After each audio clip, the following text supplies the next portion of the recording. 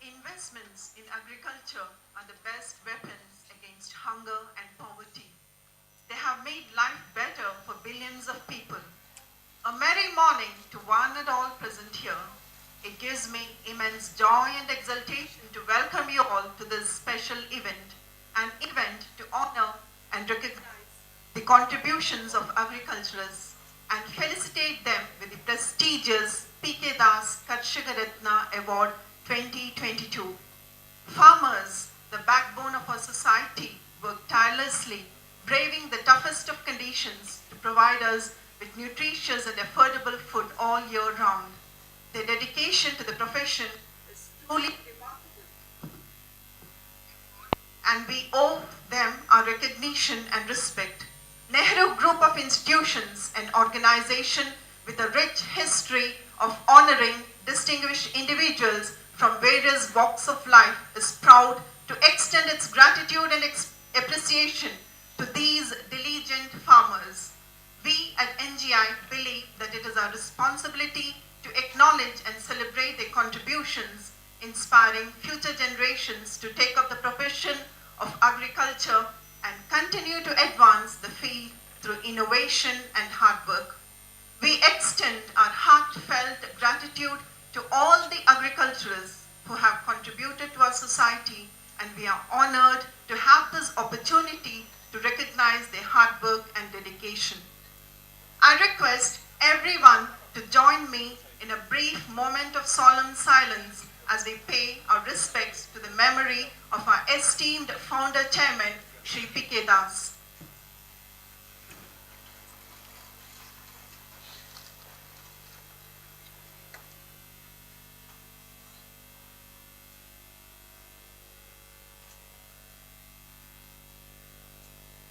Thank you.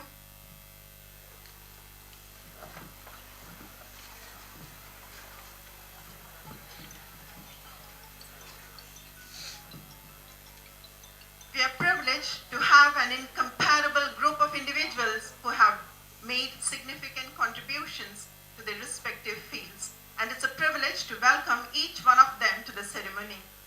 Let me take the honor and privilege to welcome the Chairman and Managing Trustee of Nehru Group of Institutions, Advocate Dr. P. Krishna Das, to the dais. As an exceptional leader, he has made significant contributions to the field of education through his vast knowledge and inspirational leadership. His towering presence in the field of education serves as a beacon of guidance for all of us. He has dedicated his life to the advancement of education, and his tireless efforts have brought about positive changes that will benefit generations to come.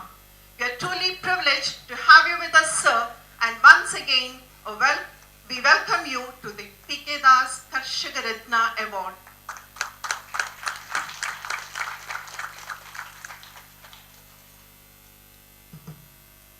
Padmashri Cheruvayal Raman അവർക്ക് സഹർഷം സ്വാഗതം. വയനാട്ടിൽ കാലങ്ങളായി കൃഷി ചെയ്തു വരുന്ന കാർഷിക കുടുംബത്തിലെ അംഗം.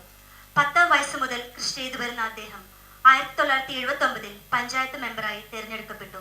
കൂടാതെ 1985-86 വർഷങ്ങളിൽ സർവീസ് സഹകരണ ബാങ്കിന്റെ പ്രസിഡന്റായും പ്രവർത്തിച്ചു. 2018 അന്താരാഷ്ട്ര സെമിനാറിനായി ഇന്ത്യയെ പ്രതിനിധീകരിച്ച് ബ്രസീൽ സന്ദർശിച്ചു. അദ്ദേഹം നിരവധി മിഡിൽ ഈസ്റ്റ് രാജ്യങ്ങളും സന്ദർശിച്ചിട്ടുണ്ട്. കേരള അഗ്രികൾച്ചറൽ യൂണിവേഴ്സിറ്റിയിൽ 3 വർഷമായി സെനറ്റ് അംഗമായി സേവനമനുഷ്ഠിക്കുന്നു. വിത്തുകൾ സംരക്ഷിച്ചതിന് കേന്ദ്ര സർക്കാരിന്റെ പ്ലാൻ ജിനോം അവാർഡ്, കേരള സർക്കാരിന്റെ കർഷക ജ്യോതി പുരസ്കാരം എന്നിവ കരസ്ഥമാക്കി. ഹൈദരാബാദിൽ നടന്ന സമ്മേളനത്തിൽ ഇന്ത്യയെ പ്രതിനിധീകരിച്ച് പങ്കെടുത്ത അദ്ദേഹത്തിന് ജൈവ വൈവിധ്യ ബോർഡിന്റെ പുരസ്കാരവും ലഭിച്ചിട്ടുണ്ട്. കാർഷിക രംഗത്ത് അദ്ദേഹം നൽകിയ സംഭാവനകൾ പരിഗണിച്ച് വിവിധ സ്ഥാപനങ്ങളും സർക്കാർ മേഖലകളും അദ്ദേഹത്തെ ആദരിച്ചിട്ടുണ്ട്. 2023 മാർച്ച് 22 പത്മശ്രീ നൽകി രാജ്യം അദ്ദേഹത്തെ ആദരിച്ചു. പത്മശ്രീ ചെറുവയൽ രാമൻ അവർകളെ സ്നേഹാദരങ്ങളോടെ വേദിയിലേക്ക് ക്ഷണിച്ചുകൊള്ളുന്നു.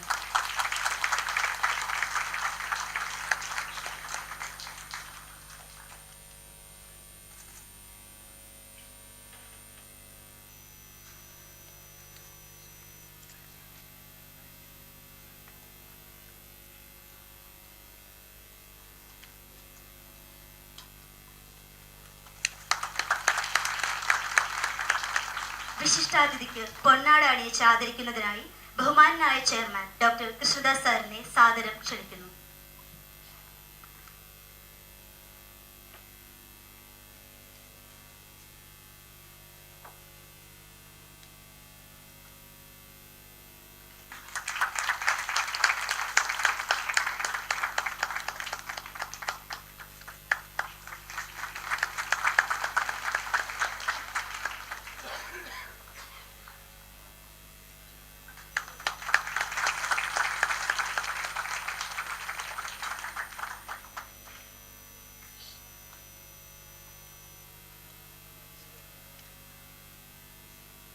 Thank you, sir.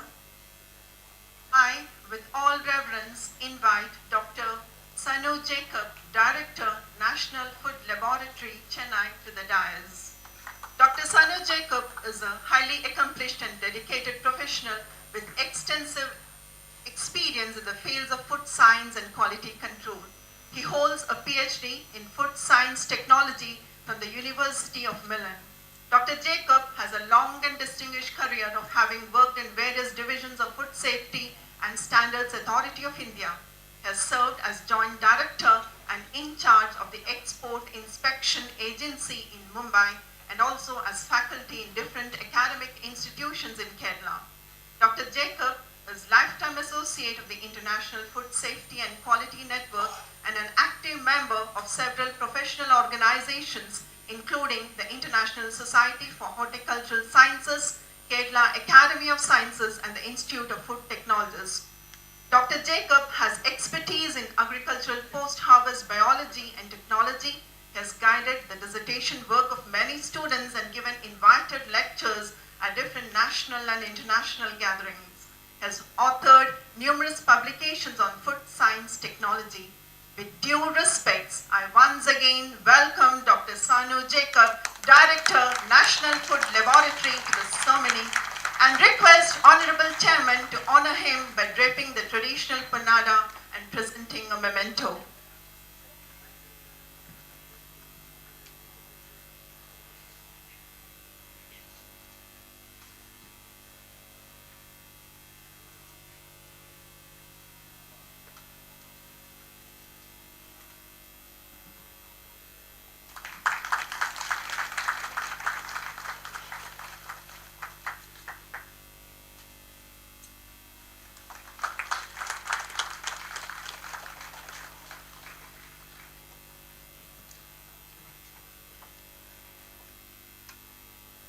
It gives me great pleasure to invite Professor Dr. K.P. Sudhir, Head of the Department of Agricultural Engineering at Ratna Agribusiness Incubator, Kerala Agricultural University, to the dais. Professor K.P. Sudhir has over 2 decades of experience in the field of teaching, research and extension science. With a PhD in agricultural engineering and a postdoctorate from KU Leuven, Belgium, he has authored 6 textbooks and 300 research publications in the field of post-harvest technology. Professor Sudhir has been the recipient of several prestigious fellowships for international training, including the Norman E. Borlaug Fellowship from United States, Department of Agriculture, USA. He has also received the Krishi Vigyan Award and Bhakshamitra Award from the Government of Kerala for his contribution to the post-harvest sector. Recently, he has received the Best Teacher Award in Agricultural Higher Education, Kerala Agricultural University. With great pleasure, I once again welcome Professor K.P. Sudhir to the ceremony and request that our Honorable Chairman present him with the traditional shawl and memento.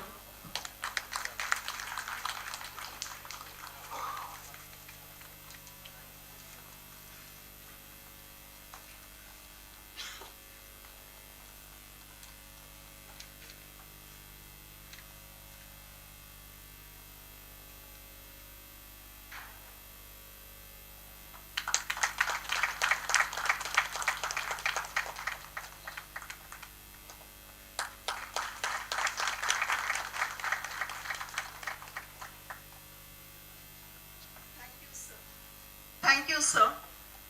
I welcome the principals of all sister institutions, P.K. Das, Karshaka Ratna awardees, the family members of the awardees, advisor, the heads of institutions, HODs, professors, the organizing committee, faculty members, non-teaching staff, the administrative staff, students, media, and everyone present here for the P.K. Das Karshaka Ratna Award. Before we move on to the panel discussion, I invite respected Chairman and Managing Trustee, Advocate Dr. P. Krishnadas, to share his valuable insights and perspectives with us.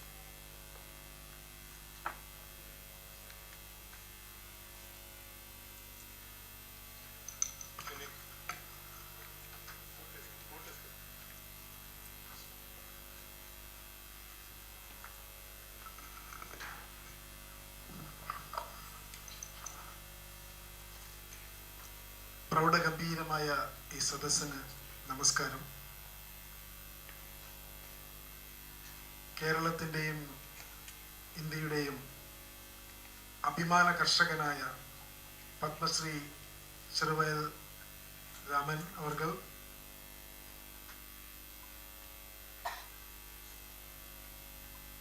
Doctor Sanu Jacob, director national food laboratory Chennai, ആദരണീയനായ professor KP Sudheer, head department of agriculture engineering, Kerala agriculture university, Nehru ഗ്രൂപ്പിൻ്റെ വിവിധ ഇൻസ്റ്റിറ്റ്യൂഷൻസിൻ്റെ പ്രിൻസിപ്പൽമാർ, പ്രത്യേകിച്ച് doctor K. Karibasappa, doctor N. Gunasekaran, Thilakanandan, Radhakrishnan, Prabhakaran, Ambikadevi madam, മറ്റു എല്ലാ Nehru group of ഇൻസ്റ്റിറ്റ്യൂഷൻ്റെ സ്ഥാപക നേതാക്കളെ, ഏറ്റവും പ്രിയങ്കരായ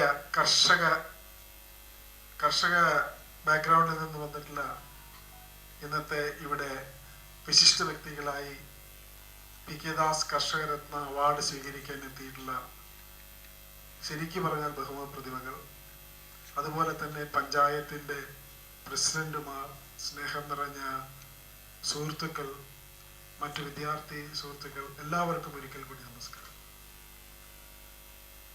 Nehru group of institutions P.K. Das കർഷക രത്ന അവാർഡ് 2022 നടത്തുവാൻ വേണ്ടി തീരുമാനിച്ചത് വലിയ ഒരു ചരിത്രത്തിന്റെ ഭാഗമായിട്ടാണ്. പ്രത്യേകിച്ച് പത്മശ്രീ ശ്രീ രാമേട്ടൻ ഇവിടെ ഇരിക്കുമ്പോൾ അദ്ദേഹത്തിന്റെ ജീവിതാനുഭവങ്ങൾ നിങ്ങളുമായി പങ്കുവയ്ക്കും. അതിലുപരി ഇന്ത്യയുടെ കാർഷിക രംഗത്ത് വിപ്ലവകരമായ മാറ്റങ്ങൾ കഴിഞ്ഞ 75 വർഷത്തിനിടയ്ക്ക് മാറി മാറി വന്നിട്ടുള്ള കാര്യങ്ങൾ, അതെല്ലാം ഇവിടെ പാനൽ ഡിസ്കഷനിൽ പ്രതിപാദിക്കാൻ പോവുകയാണ്. അഗ്രികൾച്ചർ റവല്യൂഷൻ എന്ന് പറയുന്ന 1960 പോളിസിക്ക് ശേഷമാണ് ഉണ്ടായിട്ടുള്ളത്. ഇന്ന് സമസ്ത മേഖലകളിലും ഈ കാർഷിക രംഗം മുന്നേറുകയാണ്. ഇന്ന് ഭാരതത്തിന്റെ GDP-യിൽ 3.5% കാർഷിക രംഗത്തിന് മാറ്റിവെക്കപ്പെടുകയാണ്. അതല്ലെങ്കിൽ 8% ഫോർകാസ്റ്റ് ചെയ്തിരിക്കുന്നത്. അത്തരം കാര്യങ്ങളിലേക്ക് ഞാൻ കടക്കുന്നില്ല, കാരണം അതിൻ്റെ ആധികാരികമായ ആളുകൾ ഇവിടെ സന്നിഹിതരാണ്. പ്രത്യേകിച്ച് ഈ മാറിയ കാലഘട്ടത്തിൽ നെഹ്റു ഗ്രൂപ്പ് ഓഫ് ഇൻസ്റ്റിറ്റ്യൂഷൻസ് ഈ സമൂഹത്തിൽ ചില കടമകളുണ്ട് എന്ന് തിരിച്ചറിഞ്ഞുകൊണ്ടാണ് ഞങ്ങളുടെ പല സ്ഥാപനങ്ങളിലും പ്രത്യേകിച്ച് കാർഷിക രംഗവുമായി ബന്ധപ്പെട്ട് കിടക്കുന്ന എന്തെങ്കിലും കാര്യങ്ങൾ ചെയ്യണമെന്ന് ആഗ്രഹിച്ചു. അതിൻ്റെ ഫലമായി അതുമായി ബന്ധപ്പെട്ട കോഴ്സുകൾ ആരംഭിച്ചു. ഈ സ്ഥാപനത്തിലും അതിൻ്റെ കോഴ്സ് ഈ വർഷം ആരംഭിക്കുകയാണ്. അപ്പൊ കേവലം ഒരു എഞ്ചിനീയറിംഗ് അല്ലെങ്കിൽ സാങ്കേതിക രംഗത്തുള്ളൊരു വിദ്യാഭ്യാസത്തിലുപരി ശരിയായ ഒരു കണക്റ്റുള്ള അല്ലെങ്കിൽ കാർഷിക മേഖലയുമായി ബന്ധമുള്ള അതിൻ്റെ ശരിയായ അറിവും സ്രോതസ്സും അതിലൂടെ ഇവരെ എങ്ങനെയാണ് നല്ല ഒരു അഗ്രികൾച്ചർ സയന്റിസ്റ്റുകളും എഞ്ചിനീയറുമായി മാറ്റുവാൻ കഴിയുക എന്നുള്ളതിൻ്റെ ഒരു തുടക്കമാണ് ഇവിടെ. അപ്പൊ ഇതിന് തീർച്ചയായും ഒരു തിയറിറ്റിക്കൽ അപ്രോച്ച് പോരാ, മറിച്ച് ഇതുപോലെയുള്ള രാമേട്ടനെ പോലെയുള്ള പ്രഗത്ഭരായ ആളുകൾ, അതുപോലെ തന്നെ സുധീർ സാറ്, സാനു, എല്ലാ സാറും ഇവരെല്ലാവരും, അതുപോലെ തന്നെ കർഷക കുടുംബത്തിൽ നിന്ന് വന്ന ആളുകൾ, അവരുടെ അനുഭവങ്ങൾ, ഇതെല്ലാം ഇവിടെ ഒരു ചർച്ചയ്ക്ക് വിധേയമായാൽ മാത്രമാണ് നാളെ എന്തായിരിക്കണം ഈ രംഗത്ത് നിന്ന് പഠിച്ചു വരുന്ന ആളുകൾ, അല്ലെങ്കിൽ ഈ സമൂഹത്തിന് അവർക്ക് എന്ത് ചെയ്യാൻ കഴിയുമെന്നുള്ളതിനെ കുറിച്ച് മനസ്സിലാക്കേണ്ടത്.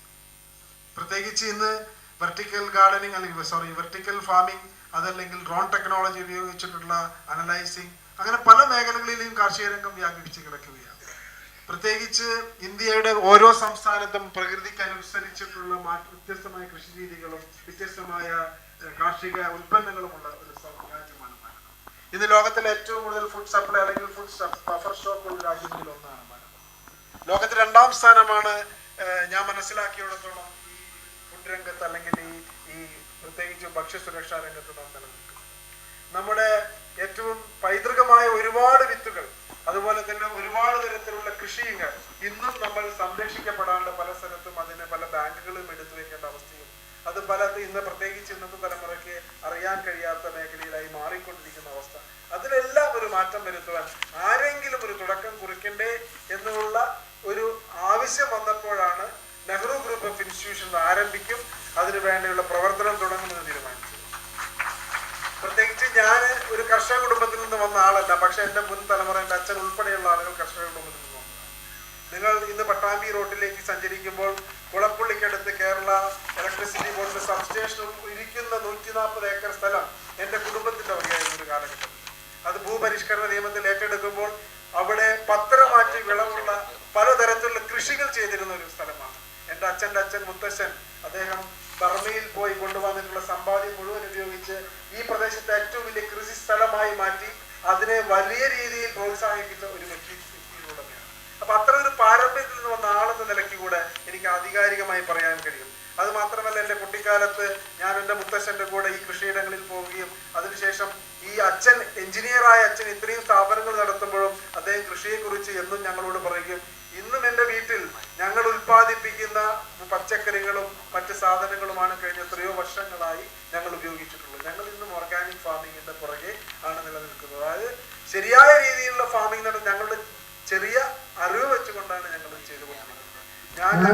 ക്യാൻറ്റീനുകളിലെല്ലാം തന്നെ, പ്രത്യേകിച്ച് കോളേജ് ക്യാൻറ്റീനുകളിലും അതുപോലെ തന്നെ ആസ്പത്രി ക്യാൻറ്റീനുകളിലും എല്ലാം എപ്പോഴും നമ്മുടെ കോൺട്രാക്ടർമാരോട്, അത് നടത്തുന്ന ആളുകളോട് പറയാറുണ്ട്, നിങ്ങൾ പരമാവധി ഓർഗാനിക് ആയിട്ടുള്ള കൃഷി ഇടങ്ങളിൽ നിന്ന് സാധനങ്ങൾ മേടിക്കൂ, അത് കൊടുക്കൂ എന്ന്. കാരണം ഇതിന്റെ സയന്റിഫിക് ആയിട്ടുള്ള അനേകം കാര്യങ്ങളുണ്ട്.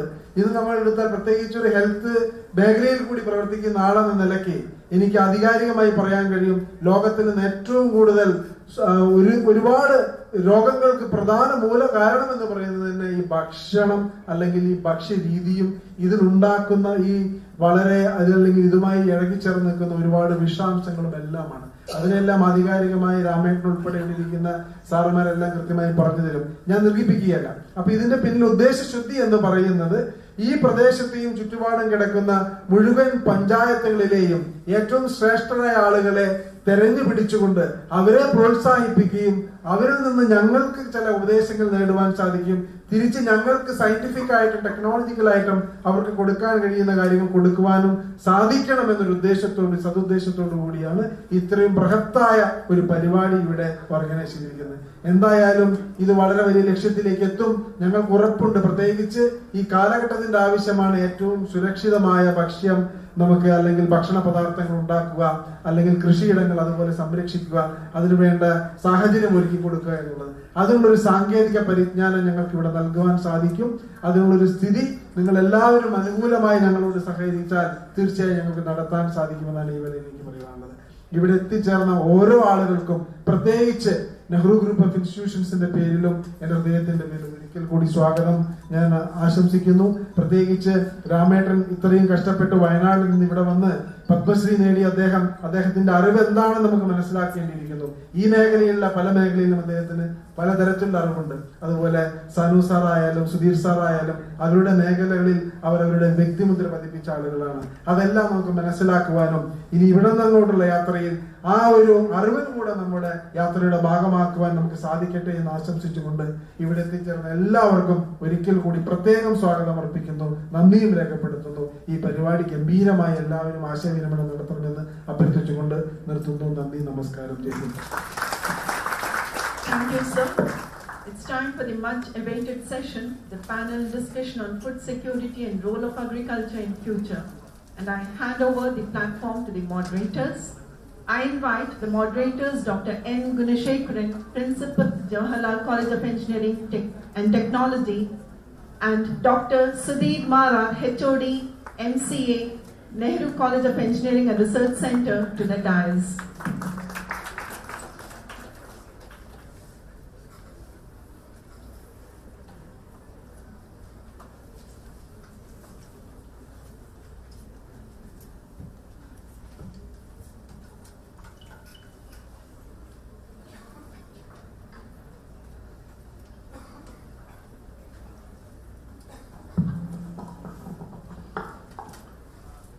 A warm good morning to all and all present here. As the Chairman and Managing Trustee, respected Advocate P. Krishna sir has opened up the comments on the panel discussions. We welcome you all for this session, very specially designed at Jawaharlal College of Engineering and Technology by Nehru Group of Institutions. Mahatma Gandhi once said, "There are people in the world so hungry, the God cannot appear to them except in the form of bread."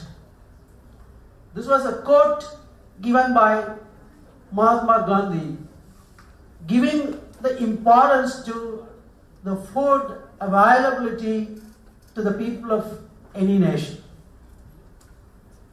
200 years before, when we look back, India was holding 25% of the world business, and most of them have come from agriculture sector. Much more was sown in the world by India, but India today is looking at the food security and the sustainability with the role of agriculture, which probably will have to make it in the future. Today, India has become number one in terms of population, beating China. 2023, we cannot forget, India has become number one with 1.429 billion people. With this population growth, yes, India has made its food grain availability as well.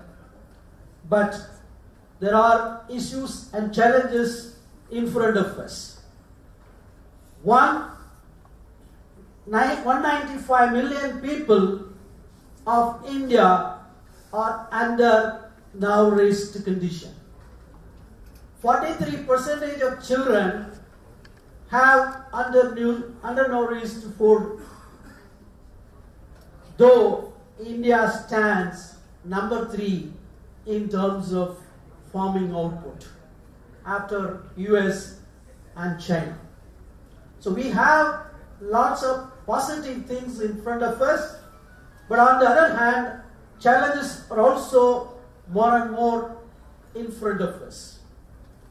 If you look at it, within a second, 4 children are born, but out of 4, 1 is looking forward to food security.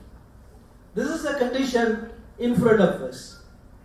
And out of the world population, 1/4 of the population in India is looking forward for food security, or under hunger, or they are waiting for a meal in a day. 23 crore people are waiting for the supply of food grains. So with this note, may we request our Dr. Sanu Jacob to provide his opening remarks to start the discussions. Sir. Thank you, sir. First of all, Utri Nandi Nehru Group of Institution, particularly Krishna Kumar sir, Raman sir, and Suhurthu Sudhir sir, പിന്നെ ഇവിടെ എത്തിയ ജനങ്ങള്, and particularly Pranesh, who is also my good friend, and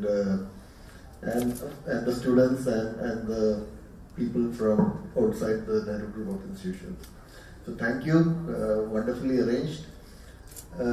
Food security, definitely it is one of the growing need for the world. If you look into the SDG, Sustainable Development Goal, number 1 is speaking about zero hunger. So definitely when we see as India, we are producing a lot of food in terms of grains, in terms of fruits and vegetables. Our climate nalla congenial, we can grow all kinds of food, whether it is a temperate food like apple or a tropical food like spices, or even wheat, even desert food like dates. So all the climatic conditions are with us. Challenge is, the food is being produced in abundance, but still there is a scarcity. Adinte challenge is mainly due to the post-harvest technology, which is not in proper shape, due to inadequate storage structures, also poor management in the supply chain, and also various hazard. ഒരു പ്രാവശ്യം ഒരു food നമ്മൾ produce ചെയ്ത് കഴിഞ്ഞാൽ, then the hazard starts coming right from the farm till the fork. It could be in the form of physical, it could be in the form of chemical, it could be in the form of microbiological. Microbiological is the most dangerous. So definitely this food security as well as food safety. And food safety represent food safety and standards authority of India. നിങ്ങളുടെ എല്ലാ food പാക്കറ്റ്സിലും കാണാം നമ്മുടെ logo FSSAI. So we consider food security as well as food safety going hand in hand. Food security 4 പില്ലറില് അതിന്റെ അടിസ്ഥാനം. ഒന്ന് availability, second is your accessibility, third is the stability, and fourth is the utility. So what does this thing accessibility means? That it should be accessed even at the time when there is some shortage or some climatic changes that is happening. Could be a drought, could be a locust infestation, could be some sort of tsunami, flood. The food supply should be stable. So that is what is the stability. Accessibility is every person. Our population has gone beyond 1.4 billion. So avarku food avade vare ettunnu. So that accessibility should also be there. No one should go hungry. And the third and the most important one is the utility. That means the food should not be wasted. ഇതിലും classification നമ്മൾ പറയാറുണ്ട്, food loss and food waste. Food loss is happening at the farm level. നമുക്കത് control ചെയ്യാൻ പറ്റത്തില്ല. We cannot, although if I am growing 1 ton, അതിൽ ചെറിയ രീതിയിൽ losses വരും. It could be some due to some kind of breakage, or അല്ലെങ്കിൽ ചില losses, അല്ലെങ്കിൽ പെസ്റ്റ്, അല്ലെങ്കിൽ എലി, അങ്ങനത്തെ ചില പ്രോബ്ലംസ് വരാൻ സാധ്യതയുണ്ട്. So there will be a loss. നമ്മുടെ ലോസ് പറയുവാണെങ്കിൽ, since I am a fruit physiologist, we are losing close to 40% of our fruits and vegetables. This is the amount which the average UK population is consuming. So that much amount, early statistics is 40,000 crore worth of rupees we are losing annually. We need to minimize such losses. From 40% we can bring it to 10%, 5%. Developed countries losses under, but they have minimized from 40, they have brought it down to 5 or 10%. So food loss is more linked to the farm. Food waste, other is completely depending on the humans. Humans in the sense of chala samayathu nammal bhashanam namakku serve cheyyuvaanengil we tend to eat our preferred curries and kootangal. And those things go waste. I always tell the students or the community wherever I address, I say, please serve your own plate. You know your body requires what food is required, and see that the plate, what you eat, is completely clean. Not a single grain should go wasted. And this is mainly due to the human choices, preferences. Chala alkar market to namukku kana banana or carrots, forked carrot. Although there is nothing, it's just a small deformity. It's nothing to relate with the quality of alkar adine avoid you. അല്ലെങ്കിൽ ചില സമയത്ത് ചില ആൾക്കാരുടെ preference എനിക്ക് മധുരമുള്ള സാധനങ്ങളാണ് വേണ്ടത്, അല്ലെങ്കിൽ പാവയ്ക്ക ചില കയ്പ, so they side line. So it is always better you serve your own plate, and in that way you can reduce to a lot of extent the food waste. Food waste ada namukku in fact is sustainable production and sustainable consumption, SDG 12, Sustainable Development Goal 12, that speaks only on consumption, how we should be responsible as for food production as well as for its consumption. Other points UN chart they have defined what are the ways you need to which one need to adopt. So see that the food waste can be minimized or should be avoided. We can bring it to zero. Farm loss or food loss we cannot bring it to zero, but food waste definitely we can bring it to zero, and to a larger extent we can reduce these challenges. Or the statistics food waste are more generated from the homes, not from the institution or public places. Most of the food waste are happening at the home. So home makes a society. Nammal nokkanam how best we can reduce such waste and are able to achieve the 17 sustainable goals. Thank you.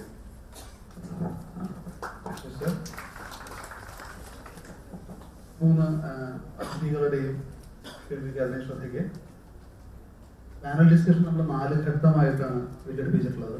ആദ്യത്തേത് ഭക്ഷ്യലഭ്യത, food availability. രണ്ടാമത്തെ ഘട്ടം food accessibility അഥവാ ഭക്ഷ്യപ്രാപ്യത. 3 ഭക്ഷ്യവിനിയോഗം അഥവാ food utilisation.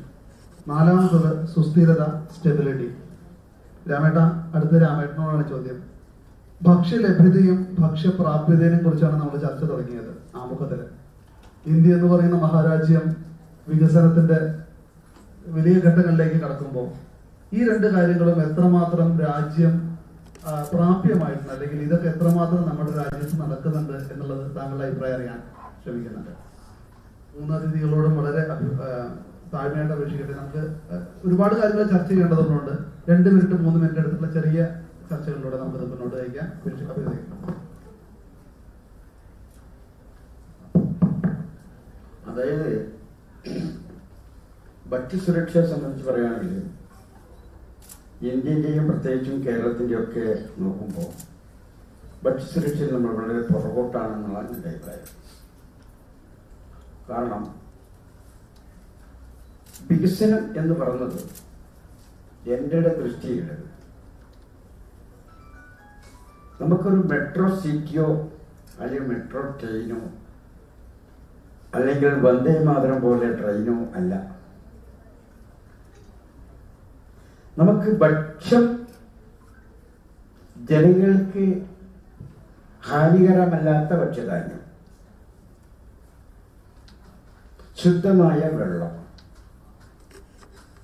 മിച്ചമുള്ള ഭക്ഷ്യധാന്യം, മിച്ചമുള്ള budget.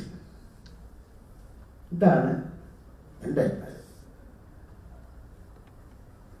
അല്ലാതെ റോഡോ പാലമോ അല്ലെങ്കിൽ ഇതൊന്നും ഒരു ആസ്പത്രികളോ അല്ലെങ്കിൽ കുറച്ച് കോളേജുകളോ റോഡുകൾ, ഹൈവേ റോഡുകൾ വരിക വേണ്ടെന്നല്ല, വേണം. പക്ഷെ മനുഷ്യന് ആവശ്യമായത് 3 കാര്യം എന്നാണ് എൻ്റെ അഭിപ്രായം. ഒന്ന് ഭക്ഷണം, പാർപ്പിടം, വസ്ത്രം. ഭക്ഷണം എങ്ങനെയായിരിക്കണം? അത് ആരോഗ്യത്തിന് ഗുണപരമായിരിക്കണം.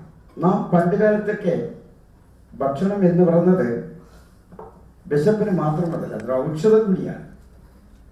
ഇന്ന് നമ്മുടെ ഭക്ഷണം ഔഷധമല്ല, വിഷമാണ്. അപ്പൊ നമ്മുടെ വികസനം, ഭക്ഷ്യസുരക്ഷ ഉണ്ടോ? ഇല്ല എന്നാണ് എൻ്റെ അഭിപ്രായം. ഏറ്റവും രോഗവും ആസ്പത്രികളും ഡിസ്പെൻസറികളും ലാബുകളും ഉള്ളത് കേരളത്തിലാണ്. എല്ലാ ബുദ്ധിജീവികളും നിലനിൽക്കുന്നതും കേരളത്തിലാണ്.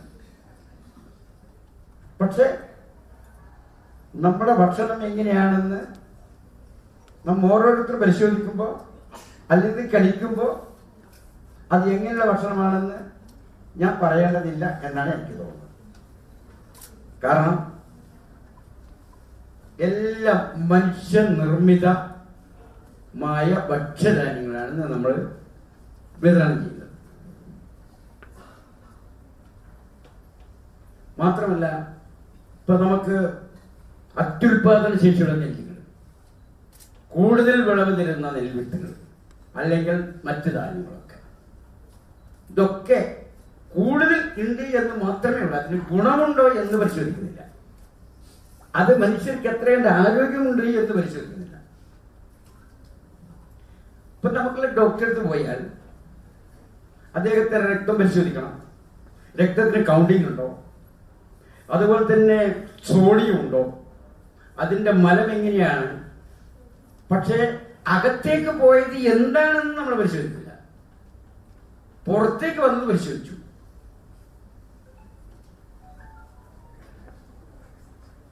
ഇപ്പൊ നമ്മൾക്ക് ലാസ്റ്റ് ഒരു കണക്ക് വന്നിട്ടുണ്ട്. 71 വയസ്സ് വരെ പുരുഷനായുസ്, സ്ത്രീകൾക്ക് 74. പഴമയിൽ 120, 130 ആയുസ് ഉണ്ടാവുമ്പോ ഇത് നമുക്ക് 71 എത്തിയിരിക്കുന്നു. ഇതിന്റെ കാരണം എന്താണ്? ഇത് നമ്മൾ പരിശോധിക്കാനില്ല. അപ്പൊ അങ്ങനെ നോക്കുമ്പോ ഭക്ഷ്യസുരക്ഷ എവിടെയുണ്ട്? ഇപ്പൊ നമുക്കറിയാം, കേരളത്തില് നമ്മൾ മറ്റ് സ്റ്റേറ്റിൽ നിന്ന് അരി ഇറക്കുമതി ചെയ്ത് അതിൽ സിവിൽ സപ്ലൈ മുഖേന വിതരണം ചെയ്യുന്നത് കൊണ്ടാണ് കേരളം പട്ടിണിയിൽ കരകയറി നിൽക്കുന്നത്. ഇല്ലെങ്കിൽ സ്ഥിതി എന്താ? കേരളത്തിന്റെ കൊടും ദാരിദ്ര്യമാണ്. ഇല്ലെന്ന് പറയാൻ പറ്റില്ല. പക്ഷെ അത് മറ്റൊരാളെ ആശ്രയിച്ചാണ് നമ്മൾ നിലനിൽക്കുന്നത്. സ്വയം നമ്മളൊരു ആശ്രയം പറ്റില്ല. ഇപ്പൊ ഉദാഹരണത്തിന്, നമ്മുടെ വീട്ടിൽ നമുക്ക് നല്ല ഭക്ഷണമുണ്ട്, നമ്മൾക്ക് ആവശ്യത്തിന് കാശുണ്ട്, ആ വീട് സുരക്ഷിതമാണ്. കാരണം അതിന് അദ്ദേഹം ആരെയും അടിയറ പറഞ്ഞിട്ടില്ല. ആര്? ആ ഉടമ. എന്താ അടിയറ? നമ്മൾ കാശ് കൊടുക്കാറുണ്ട്, മറ്റു പലതാ പ്രതിബന്ധങ്ങൾ നമ്മുടെ മനസ്സിലുണ്ട്, മുന്നിലുണ്ട്. അതൊക്കെയാണ് നമ്മൾ. അങ്ങനെ വരുമ്പോൾ നമുക്കൊരു ഭക്ഷ്യസുരക്ഷ പറയാവോ? ഇല്ല എന്നാണ് എൻ്റെ അഭിപ്രായം. രാമേട്ടൻ ഒരുപാട് വലിയ ചോദ്യങ്ങളാണ് ചോദിക്കുന്നത്. ഈ ചോദ്യം സമൂഹത്തിലേക്കാണ് പോകുന്നത്. Wonderful questions. തീർച്ചയായിട്ടും ഒരു കർഷകന്റെ ഭാഷയിൽ രാമേട്ടനത് സംസാരിക്കുമ്പോൾ തിരിച്ചുത്തരം പറയേണ്ട ബാധ്യതയും നമുക്കുണ്ട്. നമുക്ക് ഡോക്ടർ സുധീറിനെ പോലെയുള്ള വളരെ പ്രഗത്ഭമതിയായിട്ടുള്ള ഒരു പാനലിസ്റ്റ് ഉണ്ട്. I would like to answer the question. I hope that you will address this. Thank you, Sudhir.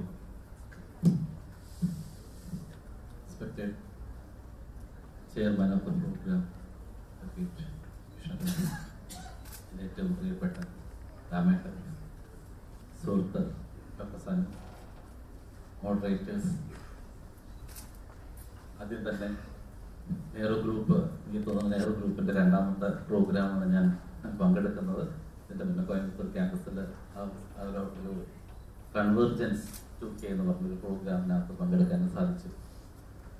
ഇത്രയും പ്രത്യേകിച്ചും സമൂഹത്തോട് ഇത്രയും പ്രതിബദ്ധതയുള്ള ഒരു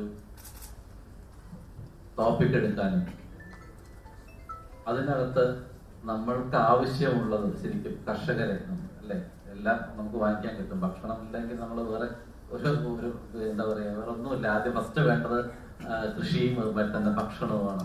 അപ്പൊ അതിന്റെ നേര് മനസ്സിലാക്കിയിട്ട്, സത്യം മനസ്സിലാക്കി ഇത്തരത്തിലുള്ളൊരു പ്രോഗ്രാം അവതരിപ്പിക്കാൻ അതിന്റെ ഭാഗമാവാനും ക്ഷണിച്ചതിന് ആദ്യം തന്നെ നെഹ്റു ഗ്രൂപ്പിനെ നിങ്ങളുടെ ടോപ്പിക് എടുത്തതിന് പ്രത്യേക അഭിനന്ദിക്കുന്നു. അതോടൊപ്പം അതിന് ഞങ്ങളെ ഇൻവൈറ്റ് ചെയ്തതിനും കാർഷിക സർവകലാശാലയുടെ പേരിലും എന്റെ സ്വന്തം പേരിലും പ്രത്യേകം നന്ദി പറഞ്ഞുകൊണ്ട് ഭക്ഷ്യ സുരക്ഷ ഡോക്ടർ സനു പറഞ്ഞു. ഭക്ഷ്യസുരക്ഷ എന്ന് പറയുന്നതോടുകൂടെ തന്നെ നമ്മൾ ഫുഡ് സേഫ്റ്റി അല്ലെങ്കിൽ ഫുഡ് സെക്യൂരിറ്റി, ഫുഡ് സേഫ്റ്റി നമ്മൾ ഒരുമിച്ച് കൊണ്ടുപോകേണ്ട കാര്യം. ഉൽപാദന മേഖലയിൽ നമ്മളെ മോഡറേറ്റർ നല്ല ശരിക്കുള്ള കറക്റ്റ് സ്റ്റാറ്റിസ്റ്റിക്സ് കുറെ പറഞ്ഞു. അപ്പോ ഉൽപാദന മേഖലയിൽ നമ്മള് സ്വാതന്ത്ര്യാനന്തരത്തിന് ശേഷം നമ്മളുടെ പ്രൊഡക്ഷൻ അല്ലെങ്കിൽ ഉൽപാദനക്ഷമത രണ്ടും, പ്രൊഡക്ഷൻ ആൻഡ് പ്രൊഡക്ടിവിറ്റി നന്നായിട്ട് എൻഹാൻസ് ചെയ്തിട്ടുണ്ട് 5 times. ഇന്ത്യ ഏകദേശം 15-16 വിളകളിൽ നമ്മൾ 1ാം സ്ഥാനത്താണ് ലോകത്തിന് തന്നെ. 2ാം സ്ഥാനത്ത് ഏകദേശം 10-16 വിളകളിൽ നമ്മൾ 2ാം സ്ഥാനത്തുണ്ട്. ഇത് രണ്ടും കൂടെ കൂട്ടുമ്പോൾ ഏകദേശം നമ്മൾ 10-35 വിളകളിൽ നമ്മൾ 1-2 സ്ഥാനങ്ങളൊക്കെ അലങ്കരിക്കുന്നുണ്ട് പേരിന്. പക്ഷേ നമ്മളുടെ ലോക വിപണിയിൽ നമ്മളെ സ്ഥാനം വളരെ പുറകിലാണ്. അപ്പൊ ഇതിനെന്താണ് നമ്മളുടെ പ്രധാനപ്പെട്ട പ്രശ്നം? രാമേട്ടന്റെ ചോദ്യത്തിനുള്ള ഉത്തരമാണത്. നമ്മൾ കുറേ ഉണ്ടാക്കുന്നുണ്ട്. കുറെ ഉണ്ടാക്കുമ്പോ എന്താണ് പ്രശ്നം? നമ്മളൊരാള് തന്നെ കുറെ കാര്യങ്ങൾ ഒരുമിച്ച് ചെയ്യുമ്പോൾ ഉള്ള പ്രശ്നം തന്നെയാണത്. ഗുണമേന്മ നമുക്ക് കുറച്ച് നഷ്ടപ്പെടും ആ സമയത്ത്. അപ്പൊ അതുകൊണ്ട് തന്നെ ഉൽപാദനത്തിൽ നമ്മൾ മുന്നോട്ട് പോകുന്നുണ്ട്. നമ്മൾ 1ാം സ്ഥാനത്തും 2ാം സ്ഥാനത്തൊക്കെയാണ്. ഓവറോൾ നമ്മൾ 3-ലാണെന്ന് പറയുന്നു. പക്ഷെ എങ്കിൽ ഓരോ ക്രോപ്പിലുമാണ് ഞാൻ പറയുന്നത് 1-2 സ്ഥാനങ്ങൾ അലങ്കരിക്കുന്ന കുറെ വിളകളുണ്ട്. പ്രത്യേകിച്ചും നമ്മുടെ നാടിൻ്റെതായുള്ള സ്പൈസസ്, അതുപോലെ തന്നെ പാലുൽപാദനം. ഇത് ഞാൻ ഓരോന്നും പറയുന്നില്ല. പക്ഷേ ഇതിന്റെ എന്തുകൊണ്ടാണ് നമ്മൾ ലോക വിപണി കൈയടക്കാൻ പറ്റാത്തത്? ഇത്രയും ഉണ്ടാക്കുന്നുണ്ടെങ്കിലും പ്രധാനമായിട്ടും ഗുണമേന്മയുടെ പ്രശ്നം തന്നെയാണ്.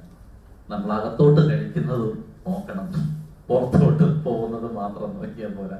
അപ്പൊ ഇത് അകത്തോട്ട് പോകുന്നതിന് നമ്മൾ ഗുഡ് അഗ്രികൾച്ചർ പ്രാക്ടീസസ് എന്ന് പറയും. അപ്പോ അത് ഗുഡ് അഗ്രികൾച്ചർ നല്ല കൃഷി രീതി അവലംബിക്കലാണ് ഏറ്റവും നല്ല മാർഗം. അപ്പൊ ഏറ്റവും നല്ല ഭക്ഷണം എന്ന് പറഞ്ഞു കഴിഞ്ഞാൽ അത് ഒരു ഇൻഡസ്ട്രിയിൽ പോയിട്ട് നമുക്ക് അതിന്റെ ക്വാളിറ്റി എൻഹാൻസ് ചെയ്യാൻ പറ്റില്ല. മലയാളത്തിൽ ഒരു ചൊല്ലുണ്ട്, കതിരില് വളം ചെയ്തിട്ട് കാര്യമില്ല. അതേമാതിരി തന്നെയാണ് ഒരു ഇൻഡസ്ട്രിയിൽ, ഒരു ഫുഡ് ഇൻഡസ്ട്രിയിൽ ചെന്നതിന് ശേഷം അതിന്റെ ക്വാളിറ്റി എൻഹാൻസ് ചെയ്യാൻ ഇറ്റ് ഇസ് നോട്ട് പോസിബിൾ. അപ്പൊ അതെന്ത് ചെയ്യണം? അപ്പോ കൃഷിയിടത്തിൽ നിന്ന് തന്നെ അതിന്റെ ഗുണമേന്മ കൂട്ടേണ്ട ആവശ്യമുണ്ട്. That means we need to start enhancing the quality from the production itself. That means food safety begins on the farm. അപ്പൊ ഫീൽഡിൽ ഇറക്കുന്ന വിത്തുകൾ നന്നായിരിക്കണം, മണ്ണ് നല്ലതായിരിക്കണം, വെള്ളം നല്ലതായിരിക്കണം, അതിന് ഉപയോഗിക്കുന്ന എല്ലാ അസംസ്കൃത വസ്തുക്കളും നല്ലതായിരിക്കണം. എന്നിരുന്നാൽ മാത്രമാണ് നമുക്ക് നല്ല ഭക്ഷണം കിട്ടുള്ളൂ. അല്ലാതെ എല്ലാം കഴിഞ്ഞ് ഇൻഡസ്ട്രിയിൽ ചെന്നതിന് ശേഷം നല്ല ഒരു 4 ലെയറുള്ള ലാമിനേറ്റഡ് പൗച്ചറിൽ അട്രാക്റ്റീവ് പാക്കേജിങ് ചെയ്ത് കഴിഞ്ഞാൽ അത് പുറത്തേക്ക് നല്ലതായിരിക്കും, നല്ല പാക്കിംഗ് ആയിരിക്കും, പക്ഷെ ക്വാളിറ്റി നല്ലതായിരിക്കില്ല.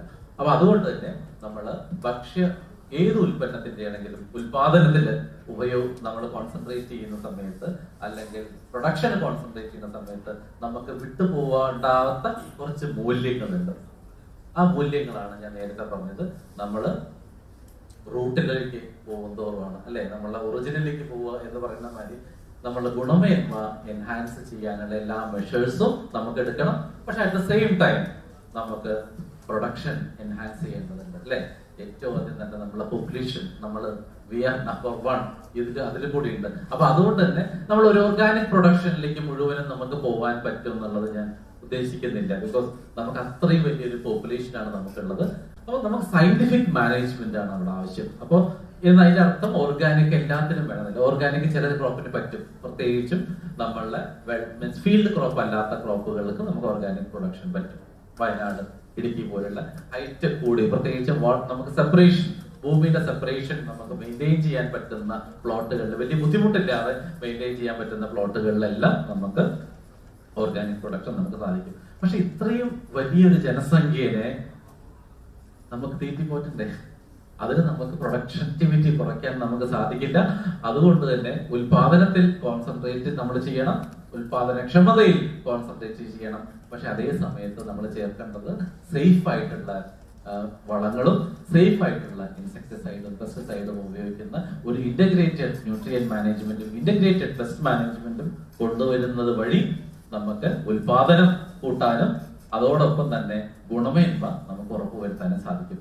എനിക്ക് തോന്നുന്നു നമ്മളെ പാനൽ ഡിസ്കഷനിൽ ഇതിന്റെ മുന്നേ പറഞ്ഞവരെല്ലാം ആദ്യത്തെ 2 സെഷൻസും പറഞ്ഞു കഴിഞ്ഞിരിക്കുകയാണ്. അപ്പൊ ഉൽപാദനവും അതുമായി തന്നെ അതിന്റെ ലഭ്യതയെ കുറിച്ചും പറഞ്ഞു കഴിഞ്ഞിരിക്കുകയാണ്. അപ്പൊ അതുകൊണ്ട് തന്നെ എനിക്ക് തോന്നുന്നത് 3ാമത്തെ സെഷനിലേക്ക് നമുക്ക് സ്ട്രേറ്റ് അവേ പോകാൻ പറ്റും. എന്ന് വെച്ചാൽ നമ്മൾ ലഭ്യതയുടെ കാര്യം പറഞ്ഞു, അതോടൊപ്പം തന്നെ ഇന്നത്തെ അതിന്റെ അവൈലബിലിറ്റി എൻഷുർ ചെയ്യാൻ വേണ്ടിയിട്ട് ഇപ്പോ ഡോക്ടർ സനു ആണെങ്കിലും പറഞ്ഞു നമ്മളുടെ കോൾഡ് സ്റ്റോറേജസ് അല്ലെങ്കിൽ സ്റ്റോറേജ് സ്ട്രക്ചറിന്റെ കാര്യം കൂടി പറഞ്ഞു. അതുകൊണ്ട് 1ഉം 2ഉം പറഞ്ഞു കഴിഞ്ഞിരിക്കുകയാണ്. അപ്പൊ അതുകൊണ്ട് തന്നെ നമ്മളുടെ ഈ ഏറ്റവും അത്രയും ഉൽപാദനം നമ്മൾ ഉണ്ടാവുന്നുണ്ടെങ്കിലും കൂടി നമ്മൾ മറ്റൊരു പ്രശ്നം എന്ന് പറയുകയാണെങ്കിൽ ഡിസ്ട്രിബ്യൂഷൻ പാറ്റേണും അതിന്റെ ലോജിസ്റ്റിക്സും റെഡി ആയിട്ടില്ല എന്നുള്ളതാണ്. അപ്പോൾ ലോജിസ്റ്റിക്സ് മാനേജ്മെന്റ് നമ്മൾ എഫിഷ്യന്റ് ആയിട്ട് ചെയ്യണം. കോൾഡ് സ്റ്റോറേജ് ഫുഡ് ഗ്രെയിൻ നമ്മൾ നെല്ലും ഗോതമ്പിനും നമുക്ക് പറഞ്ഞു കഴിഞ്ഞാൽ നമുക്ക് സാധാരണ വെയർ ഹൗസസ് ആണ് നമുക്ക് വേണ്ടത്. അത് നമ്മളുടെ ഗ്രീൻ റവല്യൂഷന്റെ സമയത്ത് വളരെ ടെമ്പററി ആയിട്ടുള്ള ഒരു ക്യാപ് സ്റ്റോറേജ് സ്ട്രക്ചർ എന്ന് പറയുന്നത് കവർ ആൻഡ് സ്റ്റോറേജ് സ്ട്രക്ചർ തുടങ്ങിയിട്ടുണ്ടായിരുന്നു. പക്ഷെ പഴം പച്ചക്കറിക്ക് എത്രയും പെട്ടെന്ന് കേടുവരുന്ന പഴം പച്ചക്കറിക്കും പാലിനൊക്കെ വേണ്ടത് ശീതീകരണികളാണ്. അപ്പൊ അത്തരം ശാസ്ത്രീയമായ രീതിയിലുള്ള ശീതീകരണികൾ കൂടി ആവശ്യമുണ്ട്. ഇപ്പൊ നമ്മൾ ഈ റൂമില് നമ്മള് കോൾഡ് സ്റ്റോറേജ് മതി, റെഫ്രിജറേറ്റഡ് ആണ്. പക്ഷെ ഈ റെഫ്രിജറേറ്റഡ് കണ്ടീഷൻസ് ചിലരൊക്കെ നല്ല കംഫർട്ടബിൾ ആയിരിക്കും, പക്ഷെ ചിലർക്ക് ഈ AC റൂം പറ്റില്ല. പലർക്കും ചില ആസ്മ കംപ്ലൈന്റ് ഉള്ള ആളുകൾക്ക് പറ്റില്ല, ലോ ടെമ്പറേച്ചർ പറ്റാത്ത ആളുകളുണ്ടാവും. ഇനി ടെമ്പറേച്ചർ കുറച്ച് കഴിഞ്ഞാൽ ചിലർ പറയും കുറച്ചും കൂടി ഒന്ന് കുറയ്ക്കാൻ, ചിലർ പറയും കുറച്ചും കൂടി കൂട്ടാൻ. എന്നുവെച്ചാൽ ഓരോരുത്തർക്കും കംഫർട്ടബിൾ ആയിട്ടുള്ള ടെമ്പറേച്ചർ ഉണ്ട്. അതേമാതിരി തന്നെ ഓരോ പഴം പച്ചക്കറിക്കും അതിൻ്റെതായിട്ടുള്ള ടെമ്പറേച്ചർ ഉണ്ട്. ആ ഊഷ്മാവിൽ വെച്ചാൽ മാത്രമാണ് അത് കൂടുതൽ നാൾ സൂക്ഷിച്ച് വയ്ക്കാൻ പറ്റുള്ളൂ. അപ്പൊ അത്തരത്തിലുള്ള ഫിസിയോളജി ആളെ അറിഞ്ഞ് ചെയ്യുന്ന മാതിരി തന്നെ ഓരോ പഴം പച്ചക്കറിക്കും അറിഞ്ഞ് അതിന്റെ ഊഷ്മാവിലും അതിന്റെ ആപേക്ഷിക ആർദ്രതയിലും സൂക്ഷിക്കണം. അതിനൊരു ഉദാഹരണം പറയുകയാണെങ്കിൽ പൈനാപ്പിൾ ഒക്കെ ആണെങ്കിൽ നമ്മൾ 8 ഡിഗ്രി 10 ഡിഗ്രിയിൽ നമുക്ക് സൂക്ഷിക്കാൻ പറ്റും. മാങ്ങയും കായൊക്കെ ആണെങ്കിൽ 13 ഡിഗ്രിയിലാണ് സൂക്ഷിക്കേണ്ടത്.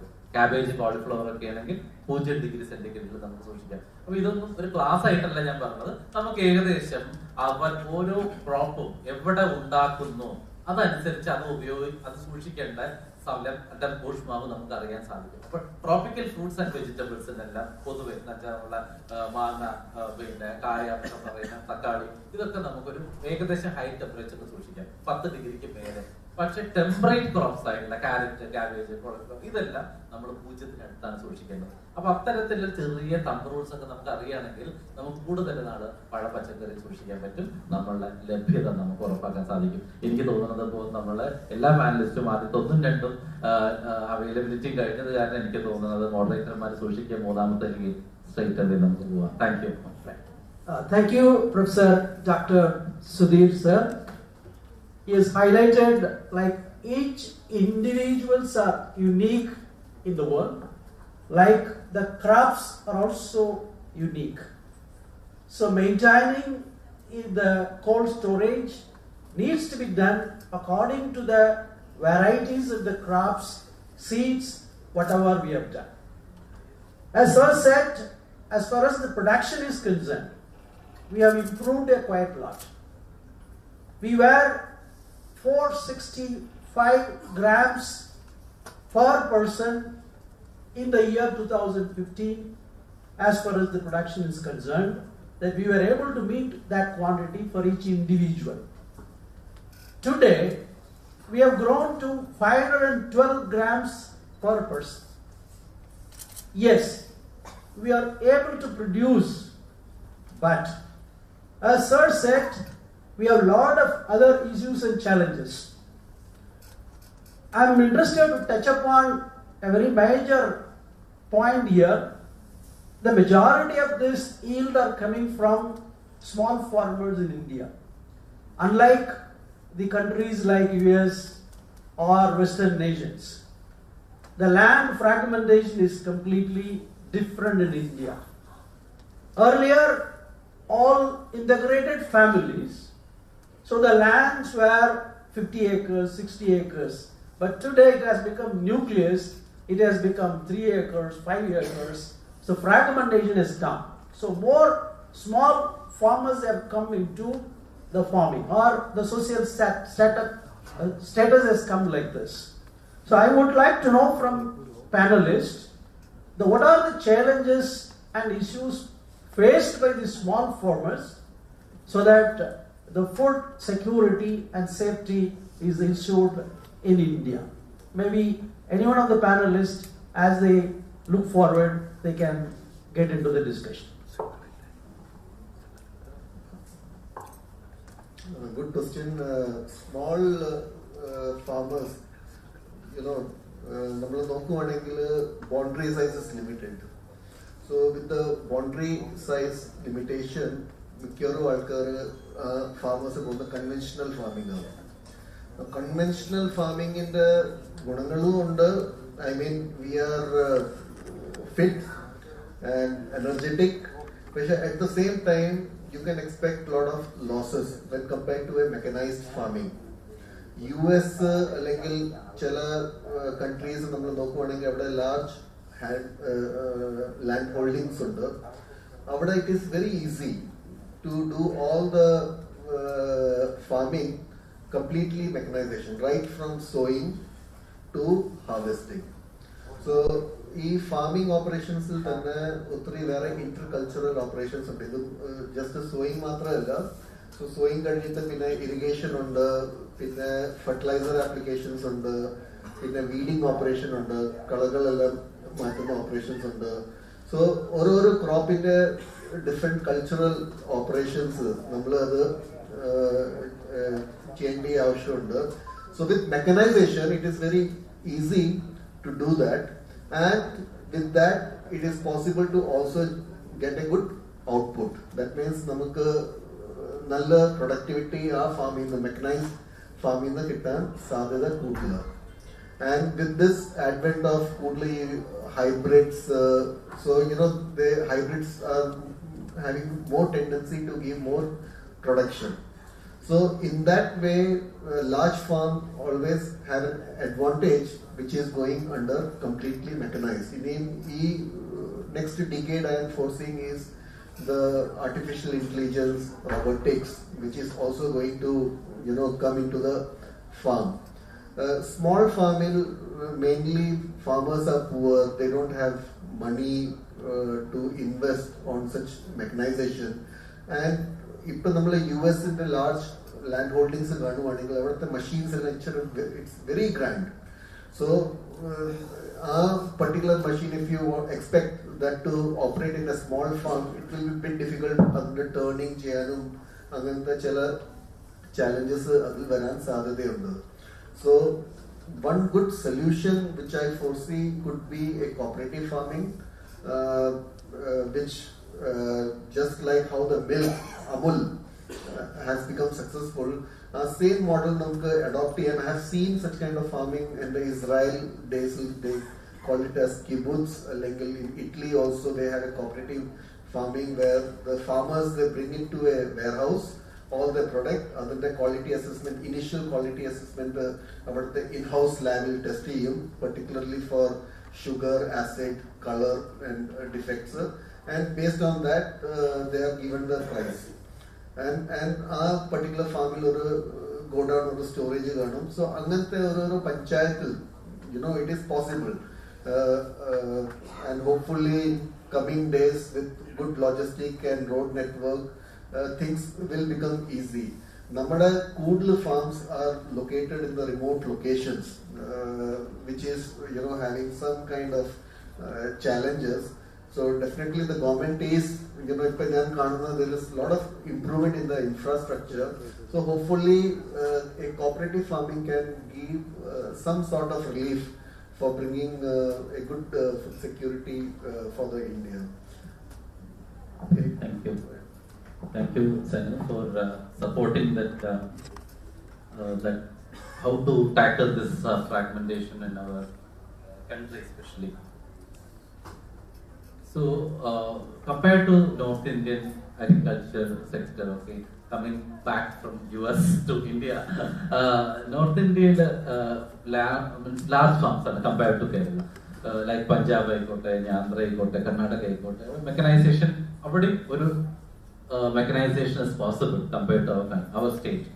Our state, the major problem is actually fragmented land.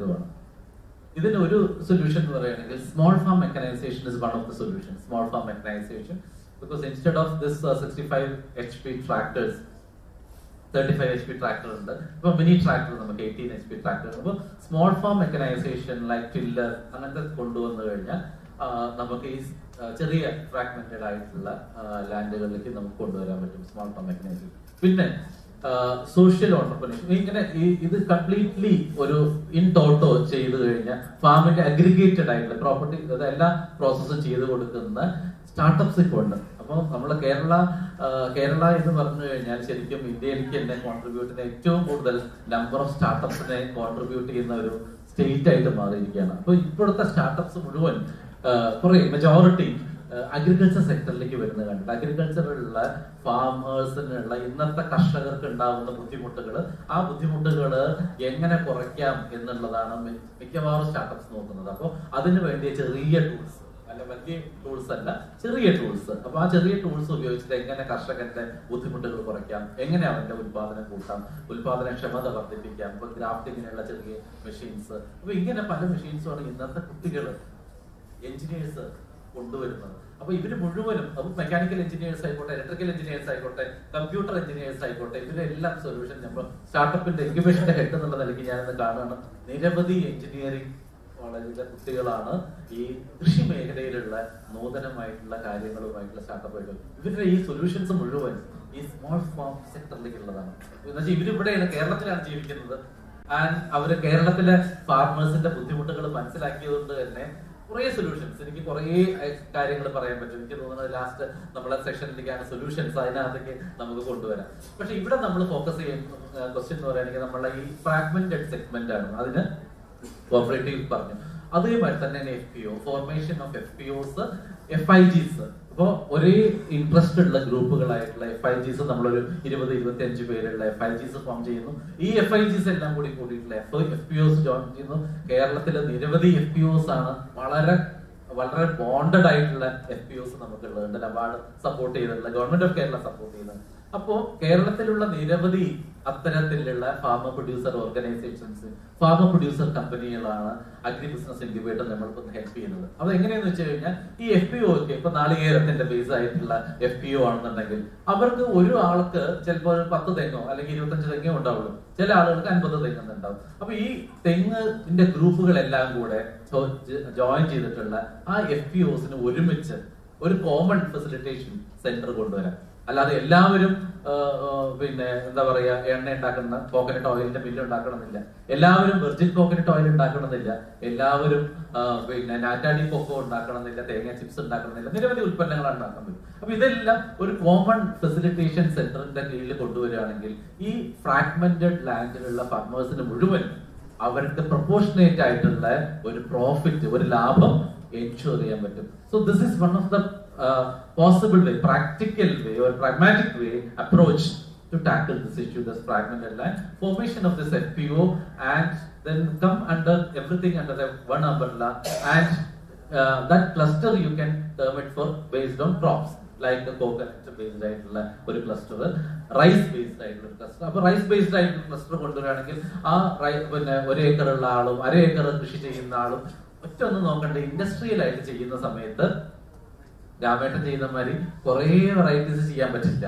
Industrial ആയിട്ട് രാമേട്ടൻ എന്ന് പറയുകയാണെങ്കിൽ ഓരോ വിത്തുകളും സൂക്ഷിക്കുന്ന ആളുകളാണ്, അങ്ങനത്തെ ആളുകൾ നമുക്ക് വേണം. പക്ഷെ at the same time industrial ആയിട്ട് നമ്മൾ ചിന്തിക്കുമ്പോൾ എന്താ വേണ്ടത്, വലിയ വലിയ അഡ്ജസ്റ്റ്മെന്റ് ഒന്നും മെഷീനറി ചെയ്യാതെ ഒരുമിച്ച് റൺ ചെയ്യാൻ പറ്റണം. അങ്ങനെ ഒരുമിച്ച് റൺ ചെയ്യണമെന്നുണ്ടെങ്കിൽ ഇപ്പോ നമ്മളിപ്പോ പിന്നെ എന്താ പറയാ, ഉമയാണെങ്കിൽ ഉമ, അല്ലെങ്കിൽ ജയയാണെങ്കിൽ ജയ, ആ ഒരു ലാർജ് ഏരിയയിൽ ഒരേ വെറൈറ്റി ചെയ്ത് കഴിഞ്ഞാലാണ് നമുക്ക് കൊമേഴ്ഷ്യലൈസേഷന് പറ്റുള്ളൂ. അപ്പൊ അങ്ങനെ കൊണ്ടുവരുന്ന ആളുകൾക്ക് എല്ലാവരും അരിമില്ല് വെക്കണമെന്നില്ല, എല്ലാവർക്കും അരിമില്ല് വെക്കണമെന്നില്ല. അതിനാണ് ഒരു ഗ്രൂപ്പിന് വേണ്ടിയിട്ട് നമുക്ക് ചെറിയ മീൻസ് ഒരു FPOന് വേണ്ടിയിട്ട് ഒരു പിന്നെ അരിമില്ല് നമുക്ക് കൊണ്ടുവരാം. ഈ ഒരു സ്റ്റോറിയാണ് നമ്മളെ മയ്യിൽ കണ്ണൂര് നമ്മൾ ചെയ്തിരിക്കുന്ന സക്സസ് സ്റ്റോറിയാണ്. എന്ന് വെച്ചാൽ ഒരുപാട് കർഷകർ മയ്യിൽ ഏരിയ ഗ്രൂപ്പിൽ ചെയ്യുന്നു. പക്ഷെ അവർക്കെല്ലാം ചെറിയ ചെറിയ അരിമില്ലുകൾ കൂടി കൊടുത്തിട്ടുണ്ട്. കൂടുതൽ ട്രാൻസ്പോർട്ടേഷന് ബുദ്ധിമുട്ടുണ്ട്. നമ്മൾ പറഞ്ഞു റോഡുകളൊന്നും നന്നായിട്ട് ഡെവലപ്പ് ചെയ്യാത്ത സ്ഥലത്തുനിന്ന് ഒരു നെല്ല് ഇങ്ങോട്ട് കൊണ്ടുവന്ന് കുത്തിക്കൊണ്ടുപോകാൻ ബുദ്ധിമുട്ടാവും. അങ്ങനത്തെ സമയത്ത് 50,000 രൂപയ്ക്ക് പറ്റുന്ന ചെറിയ അരിമില്ലുകളുണ്ട്, 15 ലക്ഷം രൂപ വരയ്ക്കുള്ള അരിമില്ലുകളുണ്ട്. അപ്പൊ ഇത് ഏത് വേണമെന്ന് തീരുമാനിക്കേണ്ടത് ഈ ഗ്രൂപ്പിന്റെയാണ്. ഫ്രാഗ്മെന്റഡ് ലാൻഡിന്റെ ഓണേഴ്സിന്റെ കപ്പാസിറ്റിക്ക് അനുസരിച്ച് ഉള്ള മൂല്യവർദ്ധിത പ്രോഡക്റ്റ് ഉണ്ടാക്കാനും അതിന്റെ ക്ലസ്റ്റർ ബേസ്ഡ് ആയിട്ട്, അതാണ് ഞാൻ പറഞ്ഞത് കോമൺ ഫെസിലിറ്റേഷൻ സെന്റർ. അപ്പൊ ഒരു പഞ്ചായത്തിൽ ഒരു ബ്ലോക്കിൽ ഒരെണ്ണം മതി. നമുക്ക് കുറച്ച് എക്സസ് പിന്നെ കുമ്പളങ്ങ ഉണ്ടായിട്ടുണ്ട്. ആ കുമ്പളങ്ങ ഒരു 50 കിലോ എന്ന് വെച്ചാൽ 2 കിലോ 3 രൂപ 2 രൂപയ്ക്ക് കുമ്പളങ്ങയ്ക്ക് കിലോയ്ക്ക് ഉണ്ടാവുള്ളൂ. അപ്പൊ അതിനെ നമ്മൾ എങ്ങനെ മൂല്യവർദ്ധിത ഉൽപ്പന്നങ്ങളാക്കാം, അതിനെ ഉണ്ടാക്കാനുള്ള ടെക്നോളജി, അതുപോലെ തന്നെ പയർ കൊണ്ടുവന്നിട്ടുണ്ടെങ്കിൽ അതിനെ വറ്റൽസ് ആക്കാൻ, കയ്പയ്ക്ക ഉണ്ടായിട്ടുണ്ടെങ്കിൽ അതിനെ വറ്റൽസോ അല്ലെങ്കിൽ പൗഡർ ആക്കിയിട്ടോ പിന്നെ കയ്പയ്ക്കയുടെ സൂപ്പ് പൗഡർ ഉണ്ടാക്കാം. അങ്ങനെ കുറെ സൊല്യൂഷൻസ് ഉണ്ട്. അപ്പൊ ഓരോരുത്തർക്കും ഓരോ സാധനങ്ങളായിരിക്കും. അപ്പൊ ഈ ക്ലസ്റ്റർ ആയിട്ടുള്ള കിടക്കുന്ന ഫാർമേഴ്സ് അവരുണ്ടാക്കുന്ന ഉൽപ്പന്നത്തിനെ കൊണ്ടുവരുന്നു, അതിനെ പ്രോസസ് ചെയ്യുന്നു, തിരിച്ചു കൊണ്ടുവന്നു. അപ്പൊ അത്തരത്തിലുള്ള കോമൺ ഫെസിലിറ്റി. അപ്പൊ ഫോർമേഷൻ ഓഫ് FPO നമ്മളെ ഫാർമർ പ്രൊഡ്യൂസർ കമ്പനികൾ അല്ലെങ്കിൽ ഫാർമർ പ്രൊഡ്യൂസർ ഓർഗനൈസേഷൻസിന്റെ ഫോർമേഷനും അവരെ ബേസ് ചെയ്തിട്ടുള്ള കോമൺ ആയിട്ടുള്ള പ്രോസസ്സ് ചെയ്യാനുള്ള പ്രാഥമിക സംസ്കരണത്തിനുള്ള കേന്ദ്രങ്ങൾ ഉണ്ടാക്കുന്നതിനും ഇന്ന് സംസ്ഥാന സർക്കാരും കേന്ദ്ര സർക്കാരും ഫണ്ടിങ്ങും കൂടിയുണ്ട്. 2 കോടി വരെയാണ് ഇത്ര ഗ്രൂപ്പുകൾക്ക് കൊടുക്കുന്നത്. അപ്പൊ അതിന്റെ ഡീറ്റെയിൽസ് എല്ലാം നമ്മൾ അഗ്രി ബിസിനസ് ഇൻക്യുബേറ്റർ വഴി തരുന്ന സൊല്യൂഷൻ എന്നുള്ളതിന്റെ ഡീറ്റെയിൽസ് 3ാമത്തെ അടുത്ത റൗണ്ടിൽ ലാസ്റ്റ് റൗണ്ടിൽ നമുക്ക് കാണാം. അപ്പൊ ഇങ്ങനെ നമുക്ക് FPOസിന്റെ അതുപോലെ തന്നെ അതിന്റെ ക്ലസ്റ്റർ ബേസ്ഡ് ആയിട്ടുള്ള പ്രോസസിംഗ് അപ്രോച്ച് വഴി ഇതൊരു സൊല്യൂഷൻ ആണ് ഇത്തരത്തിലുള്ള fragmented land. Okay, thank you. രാമേട്ട, നമ്മുടെ പുറം രാജ്യത്തിൽ നിന്ന് നമ്മുടെ രാജ്യത്തിന്റെ അല്ലെങ്കിൽ ദേശീയ തലത്തിലുള്ള കൃഷിയെ കുറിച്ചും പിന്നെ അത് സംസ്ഥാന തലത്തിലേക്കും അല്ലെങ്കിൽ ലോക്കൽ തലത്തിലേക്കുള്ളതിനെ കുറിച്ചാണ് നമ്മൾ ചർച്ച ചെയ്തത്. അപ്പൊ ഇവര് പറയുന്ന ഇത്തരം പദ്ധതികളൊക്കെ എത്രമാത്രം കർഷകരിലേക്ക് എത്തുന്നുണ്ട്, അല്ലെങ്കിൽ സർക്കാർ അല്ലെങ്കിൽ ഇതുപോലുള്ള ഓർഗനൈസേഷൻസ് പറയുന്ന പദ്ധതികൾ എത്രമാത്രം നമ്മൾ കർഷകരിലേക്ക് എത്തുന്നുണ്ട് എന്നുള്ളത് ഒരു കർഷകൻ എന്നുള്ള നിലയ്ക്ക് ഉത്തരം കേൾക്കാൻ താല്പര്യമുണ്ട്.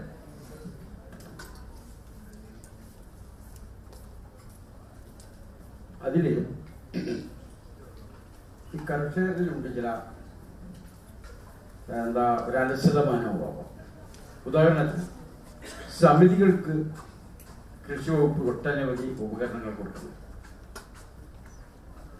അത് മുഴുവൻ ഇന്ന് കട്ടപ്പുറത്താണ്. മെതിയന്ത്രാണെങ്കിലും ടില്ലറാണെങ്കിലും അതുപോലെ തന്നെ അവർക്ക് നെല്ല് വധിക്കാനുള്ള കള സൗകര്യങ്ങൾ കൊടുക്കുന്നുണ്ട്. ഇതൊക്കെ ഇന്ന് അവിടെ നിൽക്കുന്നു. അത് ഞങ്ങളുടെ വയനാട്ടില് എല്ലാ ദിക്കയിലും മൂലയിലും കാണാം. അപ്പോ നമ്മുടെ ഗവൺമെന്റ് അല്ലെങ്കിൽ സർക്കാർ നില കൃഷി വകുപ്പിൽ മുഖേന ഒട്ടനവധി കാശുകൾ നമ്മളത് ദുരുപയോഗത്തിലേക്ക് വരുന്നുണ്ട്. അത് കൃഷിക്കാരിലുണ്ട്. പക്ഷെ ഗവൺമെന്റില് അത് എത്ര കണ്ട് കൃഷിക്കാർക്ക് കൊടുക്കുന്നുണ്ട് എന്ന് നമ്മൾ പരിശോധിച്ചാൽ മറ്റു രാജ്യങ്ങളിൽ 70% സബ്സിഡി കൊടുക്കുമ്പോൾ നമ്മൾ ഗവൺമെന്റ് എന്തിനാണ് കൊടുക്കുന്നത്? നമ്മളെ ഇന്ത്യ ഗവൺമെന്റ് ആണെങ്കിൽ കേരളത്തിലാണ് കൊടുക്കുന്നത്. മാത്രമല്ല സാങ്കേതികമായി മറ്റു സഹായങ്ങൾ കൊടുക്കുന്നുണ്ട്. ഇപ്പൊ ഞാൻ ഉദാഹരണത്തിന് നമ്മളൊരു കർഷക സമിതി ഒരു പദ്ധതി ഒരു കറണ്ടിന് വേണ്ടി അല്ലെങ്കിൽ ഒരു മോട്ടറിന് വേണ്ടി നമ്മൾ നെട്ടോട്ടം ഓടിയാലേ കൊടുക്കുള്ളൂ. നെട്ടോട്ടം ഓടണം. അതേസമയത്ത് അത് നിങ്ങൾ കർണാടകത്തിൽ പോയി നോക്കൂ, അവർ 24 മണിക്കൂർ കൊണ്ട് കൊടുക്കും. അവിടെ ഒരു കർഷകനും ഒരു കൃഷി ഓഫീസറും കണ്ടെത്തിയില്ല. അവർ രണ്ടുപേരും ഒരുപോലെ. ഇവിടെ അതല്ല, ഇവിടെ വ്യത്യാസമുണ്ട്. അതാണ് നമ്മളിവിടെ കാണുന്ന ഒരു പ്രവണത. മാത്രമല്ല, നമുക്കറിയാം നമ്മുടെ ഇന്ത്യ ഗവൺമെന്റ് ഒരു മുദ്രാവാക്യം ഉയർത്തിപ്പിടിച്ചിട്ടുണ്ടല്ലോ, അല്ലെങ്കിൽ നമ്മൾ ആ കാർഷിക രംഗത്ത് എന്താണ്, ജയ് ജവാൻ ജയ് കിസാൻ. ഈ ജയ് ജവാൻ ആരാണ്, ജയ് കിസാൻ ആരാണ്? അപ്പൊ ഇത് രണ്ടും രാജ്യത്തിന് വേണ്ടപ്പെട്ടതാണ്. ജവാൻ കിസാന് എങ്ങനെയാണ് നമ്മൾ ഗവൺമെന്റ് കണ്ടിട്ടുള്ളത്? അപ്പൊ അത് നമ്മള് ഗൗരവമുള്ളതല്ലേ? ഒരു കർഷകൻ ഒരു ഓഫീസിൽ കയറിയാൽ അദ്ദേഹത്തിന് എന്തെങ്കിലും ഒരു മാന്യത അവിടെ കൊടുക്കുന്നുണ്ടോ? കൊടുക്കുന്നില്ല. അങ്ങനെ വരുമ്പോ കർഷകൻ നിരുത്സാഹപ്പെടുകയല്ലേ ഉണ്ടാവുക? അതാ ഇവിടെ കണ്ടുവരുന്നത്. ഇപ്പോ അദ്ദേഹം പറഞ്ഞു, നമ്മൾ എന്തുകൊണ്ട് നമ്മൾ വിദേശ രാജ്യങ്ങളിൽ നമ്മളെ ഉൽപ്പന്നങ്ങൾ പോകില്ല എന്നാണ് എൻ്റെ അഭിപ്രായം. കാരണം എന്തുകൊണ്ട്, എൻ്റെ അടുത്ത് രണ്ടും കുറച്ച് കാപ്പിപ്പൊടി അതുപോലെ തന്നെ വെളിച്ചെണ്ണയ്ക്ക് പരസ്യത്തിന് വേണ്ടി എന്നെ സമീപിച്ചു. ഞാൻ പറഞ്ഞു, വെളിച്ചെണ്ണ പരസ്യത്തിന് ഞാൻ നിൽക്കാം, പക്ഷെ നിങ്ങൾ ലാബിൽ ടെസ്റ്റ് റിപ്പോർട്ട് കൃത്യമായി കിട്ടണം. ഇത് പൊതുജനങ്ങൾക്ക് വിതരണം ചെയ്താൽ ഹാനികരമല്ല എന്ന് എനിക്ക് ബോധ്യം വരണം. മാത്രമല്ല, 200 രൂപയുടെ മുദ്രപത്രത്തിൽ എനിക്ക് എഗ്രിമെന്റ് ഉണ്ടാകും, എന്നാലും ഞാൻ പരസ്യത്തിക്കുള്ളൂ. നാളെ എന്തെങ്കിലും വെളിച്ചെണ്ണയുടെ പേരിൽ ഒരു കംപ്ലൈന്റ് വന്നാൽ എന്ത് ചെയ്യും? പക്ഷെ മറ്റുള്ള ആളുകളുടെ പരസ്യത്തിക്കുന്ന പറഞ്ഞാൽ നിൽക്കില്ല. അതിനെന്നെ കിട്ടൂല. നിങ്ങൾ ലക്ഷങ്ങൾ തരാന്ന് പറഞ്ഞോളും എനിക്ക് വേണ്ട. അവര് ശരി ഞങ്ങൾ വരാൻ പറഞ്ഞു പോയ ആൾ പിന്നെ വന്നില്ല. അതുപോലെ തന്നെ കാപ്പിപ്പൊടി. ഇങ്ങനെ കാർഷിക വയനാട്ടിലെ ഉൽപ്പന്നങ്ങൾക്ക് മുഴുവനും പരസ്യം നിൽക്കാൻ പറഞ്ഞാൽ ഒരു പരസ്യം നിന്നില്ലല്ലോ. എന്തുകൊണ്ടാ? അദ്ദേഹം പറഞ്ഞില്ലേ, ഇന്ത്യ രാജ്യത്തിലെ ഉൽപ്പന്നങ്ങൾ വിദേശ രാജ്യങ്ങൾ പോകില്ല. ഇതാണ് പോകാത്തതിന്റെ കാരണം. പോകില്ല.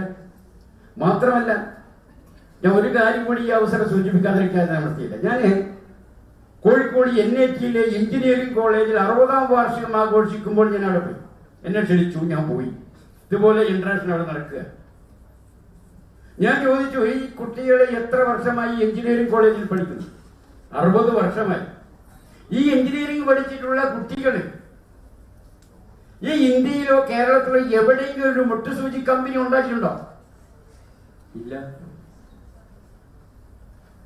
വേണ്ട, കളിക്കോപ്പുകൾ പരിശോധിക്കൂ. ചൈനന്റെ കളിക്കോപ്പുകളാ നമുക്കിവിടെ കളിക്കോപ്പിന്റെ ഉണ്ടാക്കി. അപ്പൊ അങ്ങനെ വിദേശ കമ്പോളത്തിന് നമ്മൾ കൊടുത്തു, നമ്മളെ കമ്പോളം അടഞ്ഞും കിടക്കുക. ഇതാണല്ലോ സ്ഥിതി. അപ്പൊ എന്തുകൊണ്ടാ ഈ ഉൽപ്പന്നത്തിന് ഗ്യാരണ്ടി ഉണ്ടാവില്ല? അദ്ദേഹം പറഞ്ഞ പോലെ കഴിക്കുന്ന മുഴുവനും മോശമാണെന്നും അതുകൊണ്ടാണല്ലോ. അപ്പൊ ഇങ്ങനെ പോകാൻ നമ്മൾ ഇന്ത്യ കയറ്റുമതി രംഗത്ത്, ഇറക്കുമതി രംഗത്ത് നമ്മൾ പിന്നാക്കം പോകില്ലേ? നമ്മുടെ വിശ്വാസം നഷ്ടപ്പെടില്ലേ? അതാണ് ഇത്. അപ്പൊ നമുക്ക് സാമ്പത്തികമായി നമുക്ക് ഉയരാൻ ബുദ്ധിമുട്ടുണ്ടാകും. അപ്പൊ അതുകൊണ്ടാണ് ഞാൻ പറഞ്ഞത്, നമ്മൾ വിദേശ ഉൽപ്പന്നങ്ങള്, വിദേശ കമ്പോളങ്ങള് നമുക്ക് പിടിക്കണം. അതിന് കാർഷിക ഉൽപ്പന്നങ്ങൾ മൂല്യവർദ്ധിത ഉൽപ്പന്നങ്ങളായി വളരെ ഉത്തരവാദിത്വത്തോടെ വിദേശ രാജ്യങ്ങൾ കയറ്റി അയക്കാൻ നമുക്ക് സംവിധാനം ഉണ്ടാവണം. എന്തേ ആരും ചെവിക്കൊള്ളുന്നില്ല? അങ്ങനെയാണല്ലോ നമ്മുടെ രാജ്യത്തിന്റെ പുരോഗതി വരിക. ഇതൊന്നും നമുക്കിവിടെ ഇല്ല. കാരണം എന്തുകൊണ്ടാണെന്നറിയോ? ഞാൻ എൻ്റെ ചെറുമോന് വേണ്ടി 30,000 രൂപയുടെ കളിക്കോപ്പ് വാങ്ങിച്ചു. ഈ 30,000 രൂപയുടെ കളിക്കോപ്പ് മുഴുവൻ ഞാൻ 30,000 രൂപ ചൈനയ്ക്ക് കൊടുത്തു. എന്റെ മാതൃരാജ്യത്തിന് കൊടുത്തുകൂടെ? കൊടുക്കണമല്ലോ. ഇപ്പൊ നമ്മളറിയാം, എഞ്ചിനീയറിംഗ് കോളേജിൽ ഞാൻ പെട്ടെന്ന് കുറ്റം പറയല്ല, എഞ്ചിനീയറിംഗ് പഠിക്കുന്ന മക്കൾ, പഠിച്ചു വരുന്ന കുട്ടികളെ മുഴുവനും അവർക്ക് നമ്മുടെ ഗവൺമെന്റ് എന്തുകൊണ്ട് അവന്റെ എന്തായിരുന്നു അവന്റെ ചിലപ്പം അവനൊരു വാഹനം അതിന്റെ റിപ്പയറിംഗ് അല്ല പഠിച്ചിട്ടുണ്ടാവാം, ഒരു കമ്പനി ഉണ്ടാക്കി കൊടുത്തുകൂടെ അതിലേക്ക്? തീർച്ചയായിട്ടും കൊടുക്കുക. അങ്ങനെ നമ്മുടെ സ്വദേശവൽക്കരണം, നമുക്കൊരു സ്വദേശവൽക്കരണം വേണം. എന്ന് വെച്ചാൽ സ്വദേശം തന്നെ നിർമ്മിക്കുക, സ്വദേശം തന്നെ വിപണി കണ്ടെത്തുക, സ്വദേശം മാർക്കറ്റിംഗ് ചെയ്യുക. അതായിരിക്കണല്ലോ ആവശ്യം നമുക്ക് വേണ്ടത്. പക്ഷെ അതില്ല ഇവിടെ ഒരു ഭാഗം അങ്ങനെ പോവാൻ. അപ്പൊ നമ്മള് പണ്ട് ഒരാൾ ഏമ്പക്കിട്ട് പോവുക, ഇന്ന് നല്ല ഹീറ്റാണല്ലോ, എന്ത് പറയാനാ, ചന്ദനം കുറിയൊക്കെ ഇങ്ങ് തൊട്ടു. പക്ഷെ അയാൾ കഴിച്ചത് ചേമ്പ. ഈ ചേമ്പ് ഏക്കിട്ടം വന്നപ്പോഴാണ് ഈ ഏമ്പൊക്കെ ഉണ്ടായി അല്ലേ? അപ്പൊ അങ്ങനെയുള്ള ഒരു എന്താ പറയാ ഒരു പൊങ്ങച്ചതരം കാണിക്കാൻ എന്നല്ലാതെ നമ്മള് ഒരു ഉയർച്ചയില്ല എന്ന് തന്നെ പറയേണ്ടി വരും എന്നാണ് ഒരു ദുഃഖ സത്യം, പറയാതെ വയ്യ. അതായത് ഭാരതത്തിന്റെ നട്ടെല്ല് കൃഷിയിലാണെന്നൊക്കെ പറഞ്ഞൊരു കാര്യം ഉണ്ടായിരുന്നു. അല്ലെങ്കിൽ അതൊക്കെ ഒരു ഊറ്റം കൊള്ളുമ്പോഴും പ്രത്യേകിച്ച് ഒന്നും സംഭവിക്കുന്നില്ല എന്നാണ് രാമേട്ടന്റെ ഒരു വിഷമം എനിക്ക് തോന്നിയിട്ടുള്ളത്. Sir, as A government official, I think you could address this. And what are the measures taken by the governments or other organizations to address these kind of issues, please? No, രാമേട്ടൻ പറഞ്ഞത് ചില ഇതിൽ ഞാൻ യോജിക്കുന്നുണ്ട്. പക്ഷെ ഇപ്പോഴത്തെ സാഹചര്യങ്ങളിലെല്ലാം നോക്കുവാണെങ്കിൽ ഒത്തിരി improvements വരുന്നുണ്ട്. Government തന്നെ ഇപ്പോഴെ ODOP പ്രോഗ്രാം, 1 district 1 product, അതെന്തിനാ? ബിക്കോസ് ഡ്യൂപ്ലിക്കസി വരാതിരിക്കാൻ വേണ്ടി, ഓവർ പ്രൊഡക്ഷൻ ബാലൻസ്ഡ് ആയിട്ട് നിൽക്കാൻ വേണ്ടി. നമ്മൾ ക്രോപ്പ് ഗ്രോ ചെയ്യുന്ന ക്ലൈമാറ്റിക് കണ്ടീഷൻ, ഞാൻ മുമ്പ് പറഞ്ഞ മാതിരി ആ പർട്ടിക്കുലർ ക്ലൈമാറ്റിക് കണ്ടീഷനിൽ ഗ്രോ ചെയ്യുവാണെങ്കിൽ getting the production, higher production are very high. അതുകൂടാതെ ഗവൺമെന്റിന്റെ ഇതില് ആത്മനിർഭർ, ഈ വേർഡ് ഇപ്പോഴേ this is a very common word, Atmanirbhar, because we want to be self-sufficient.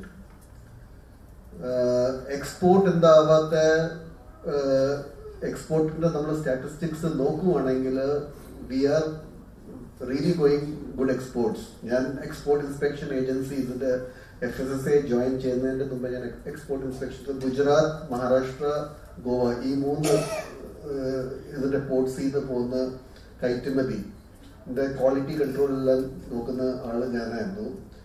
And ആ എക്സ്പോർട്ട് ഇൻസ്പെക്ഷൻ ഫീസ് നമ്മൾ ജനറേറ്റ് ചെയ്യുന്ന ആനുവൽ ഇത് കോറിലേഷൻ നോക്കുവാണെങ്കിൽ we used to generate close to 60 crore per annum, which is linked to the export. So export is also happening. അതിന് government ഒരു vision ഇട്ടേക്കുന്ന trillion economy. Why there is definitely ഒരു vision ഉണ്ട്, നമ്മൾ achieve ചെയ്യും. Only thing is that നമ്മുടെ attitude മാറണം. Attitude with discipline, ഇത് രണ്ടും എല്ലാവരുടെ കയ്യിൽ, അത് കർഷകന്മാര്, government officials, everyone has to act as a team. You cannot say that you are the Sachin Tendulkar, you have to win the match. Sachin Tendulkar may be good at batting, but maybe at wicket keeping, fielding, he may not perform as good as batting. So the entire Indians have to act like a team. Then we can win the match. We can win the world. ഞാനിപ്പോ Israel, I am just saying a very small country, യൂറോപ്പിൽ ഞാൻ പഠിച്ചത്, I use to see most of the market being dominated agricultural products. അവര് Israel പറയുന്ന രാജ്യം almost 80 to 90% is under desert. Only 10% towards the north of Israel, Sea of Galilee, അവിടെ മാത്രമേ ചെറിയ കൃഷിയും കാര്യങ്ങളെല്ലാം നടക്കുന്നുണ്ട്. ഡെസേർട്ടിൽ പിന്നെ കൂടുതൽ പ്രൊട്ടക്റ്റഡ് ഫാമിംഗ് ആണ് അവിടെ നടക്കുന്നത്. I happen to interact. ഞാൻ അവിടെ ജോലി ചെയ്ത് കാരണം അവിടുത്തെ മിനിസ്ട്രി ഓഫ് അഗ്രികൾച്ചറിൽ വർക്ക് ചെയ്ത് സ്ഥിതിക്ക് I used to have interaction with the farmers. അവര് പറയുന്ന ഈവൻ അവരുടെ സ്ഥലത്തിൽ ഒരു കുഴി, ഒരു വെൽ അവർ ഇത് ചെയ്യണമെങ്കിൽ വെള്ളത്തിന്റെ പൈസയും സർക്കാർക്ക് കൊടുക്കണം. We don't get any subsidy. നമ്മള് നമ്മുടെ ഇതില്, പക്ഷെ we are a very good team. ഞാൻ പറഞ്ഞു അതെങ്ങനെ, നിന്റെ പ്രോബ്ലം, ഫാർമറിന്റെ പ്രോബ്ലം കേൾക്കാൻ സർക്കാരുണ്ട്, എക്സ്റ്റൻഷൻ വർക്കർ ഉണ്ട്, ലാബിൽ നിന്ന് ഫാമിലോട്ട് ടെക്നോളജി എന്തെങ്കിലും ട്രാൻസ്ഫർ ചെയ്യാൻ വേണ്ടി. So we all work as A team. നമ്മൾ ഫുഡ് പ്രൊഡ്യൂസ് ചെയ്യുന്ന മാർക്കറ്റ് നോക്കിയിട്ട് അവിടുത്തെ എവിടെ ഡിമാൻഡ് കൂടുതൽ നമ്മൾ അതിനെ ടാർഗറ്റ് ചെയ്യും. അതിന്റെ ബേസിസിൽ നമ്മൾ ഇവിടെ ഫുഡ് പ്രിപ്പയർ ചെയ്യാൻ തുടങ്ങും. And that is how we capture.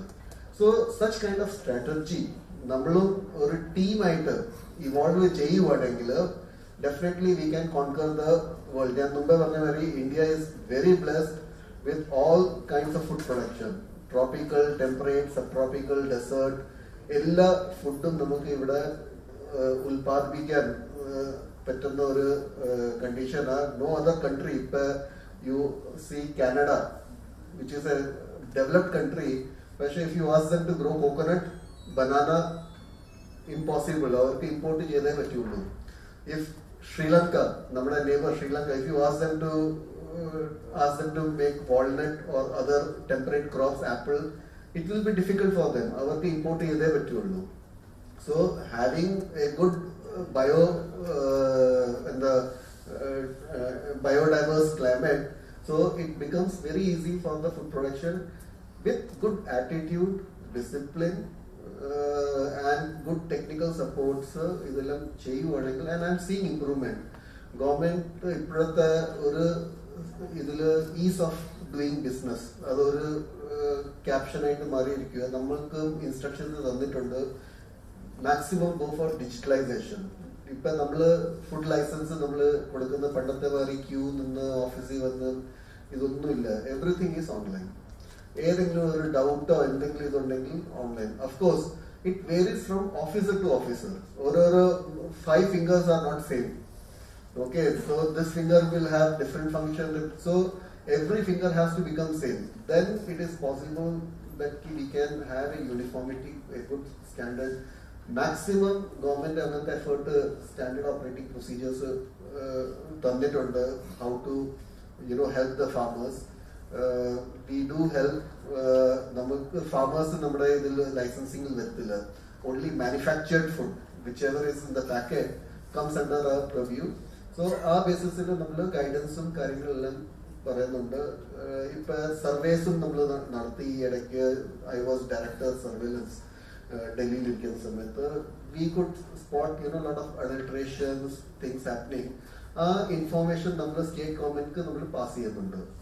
Like now you start regulating or take enforcement. Enforcement is legal action, jail, prison, അങ്ങനത്തെ judicial, legal ഇത് വരുന്നത്. So we pass on the information. So അങ്ങനത്തെ ഒരു network നമ്മൾ central ആയിട്ട് state government ആയിട്ട് ചെയ്യുന്നുണ്ട്. Now it all depends on the state, that person, whether he is executing or not. നമ്മൾ ഫോളോ അപ്പും ചെയ്യാറുണ്ട്. We do time to time. നമുക്ക് സെൻട്രൽ അഡ്വൈസറി കമ്മിറ്റി പറയുന്നൊരു ഇതുണ്ട്, ഹബ്ബുണ്ട്. So we meet every 4 times in a year. ആ സമയത്ത് എല്ലാ ഫുഡ് കമ്മീഷണേഴ്സും ഒരു കേന്ദ്രത്തിൽ വരും, അല്ലെങ്കിൽ നമ്മൾ അവരുടെ രാജ്യത്തിൽ പോയിട്ട് ഒരു മീറ്റിംഗ് നമ്മൾ റിവ്യൂ ചെയ്യും. സോ അങ്ങനത്തെ മോർ പ്രോ ആക്റ്റീവ്നെസ് ഈ I would say for the past 2-3 years it is happening, and it is progressing. And another thing is that the government, the ODOP program is really promoting biodiversity. Ipa biodiversity ആദ്യം നമ്മൾ പറഞ്ഞ നെല്ല് അല്ലെങ്കിൽ ഗോതമ്പ് ഇതായിരുന്നു നമ്മുടെ, totally dependent on this too. ഇപ്പൊ millets, 2023 is the year of millet. Large scale FAO, UN, almost every country. ഇന്നലെ കൊച്ചിയിൽ eat right millet മേളയായിരുന്നു. I was a participant, so I could see a lot of crowd coming and also giving emphasis for the crops which can be grown in adverse conditions, which requires less nutrient. If farmers irrigation challenge aanengil allengil idinte fertilizer challenge aanengil, so they can think, okay, let me grow some millet for the time being. Idu varade irikadinde millet can be easily grown, and it is nutritionally it is good. Second thing is that it is very expensive. Ipa ഒരു kilo നെല്ല് അല്ലെങ്കിൽ ഒരു kilo millet compare ചെയ്യുകയാണെങ്കിൽ millet is pretty expensive. നിങ്ങൾ കോമേഴ്സിൽ നോക്കുവാണെങ്കിൽ അത് 100 രൂപയുടെ മേളിൽ 200 രൂപ കിലോ, 250 രൂപ കിലോ ഇപ്പോഴും മില്ലറ്റ്സ് കിട്ടുന്നു. സോ അങ്ങനത്തെ ഒരു ബയോഡൈവേഴ്സിറ്റിയും നമ്മുടെ ഫാമേഴ്സ്ക്ക് ഫോളോ ചെയ്യാം. And to a larger extent we can reduce the challenge of food security. One example, and I will give a closing remark. If you all remember, 2 centuries back, we had the great Irish famine. Now, why Ireland had this famine? Avada ellarum urlakazhangil dependent. Ellarum aa samayathu urlakazhangu was, because our staple food was urlakazhangu. So it had a very monoculture. Oru fungus late blight of potato, or blight of potato, or disease of the other art disease vannappo illa urlakazhangu mottham completely, so many people, if you see the statistics, 1852 aa samayathu kandu ennu ee episode nadnadu, many people died. Over 1 million people died because of hunger. Many people from Ireland, they migrated to different parts of the world. So definitely monoculture, ഒരു particular ക്രോപ്പിൽ നമ്മൾ focus ചെയ്ത് കാര്യമില്ല. നമ്മൾ different, നമ്മുടെ ഇപ്പോഴത്തെ diversity നമ്മൾ completely utilise ചെയ്യണം. ചില ആൾക്കാർക്ക് നെല്ല് ഇടാം, ചില ആൾക്കാർക്ക് ഗോതമ്പ് ഇടാം, ചില ആൾക്കാർക്ക് മില്ലറ്റ്സ് ഇടാം, ചില ആൾക്കാർക്ക് fruits. So seeing the condition, what your land can give the maximum productivity, that crop need to be done, and in a synchronized way.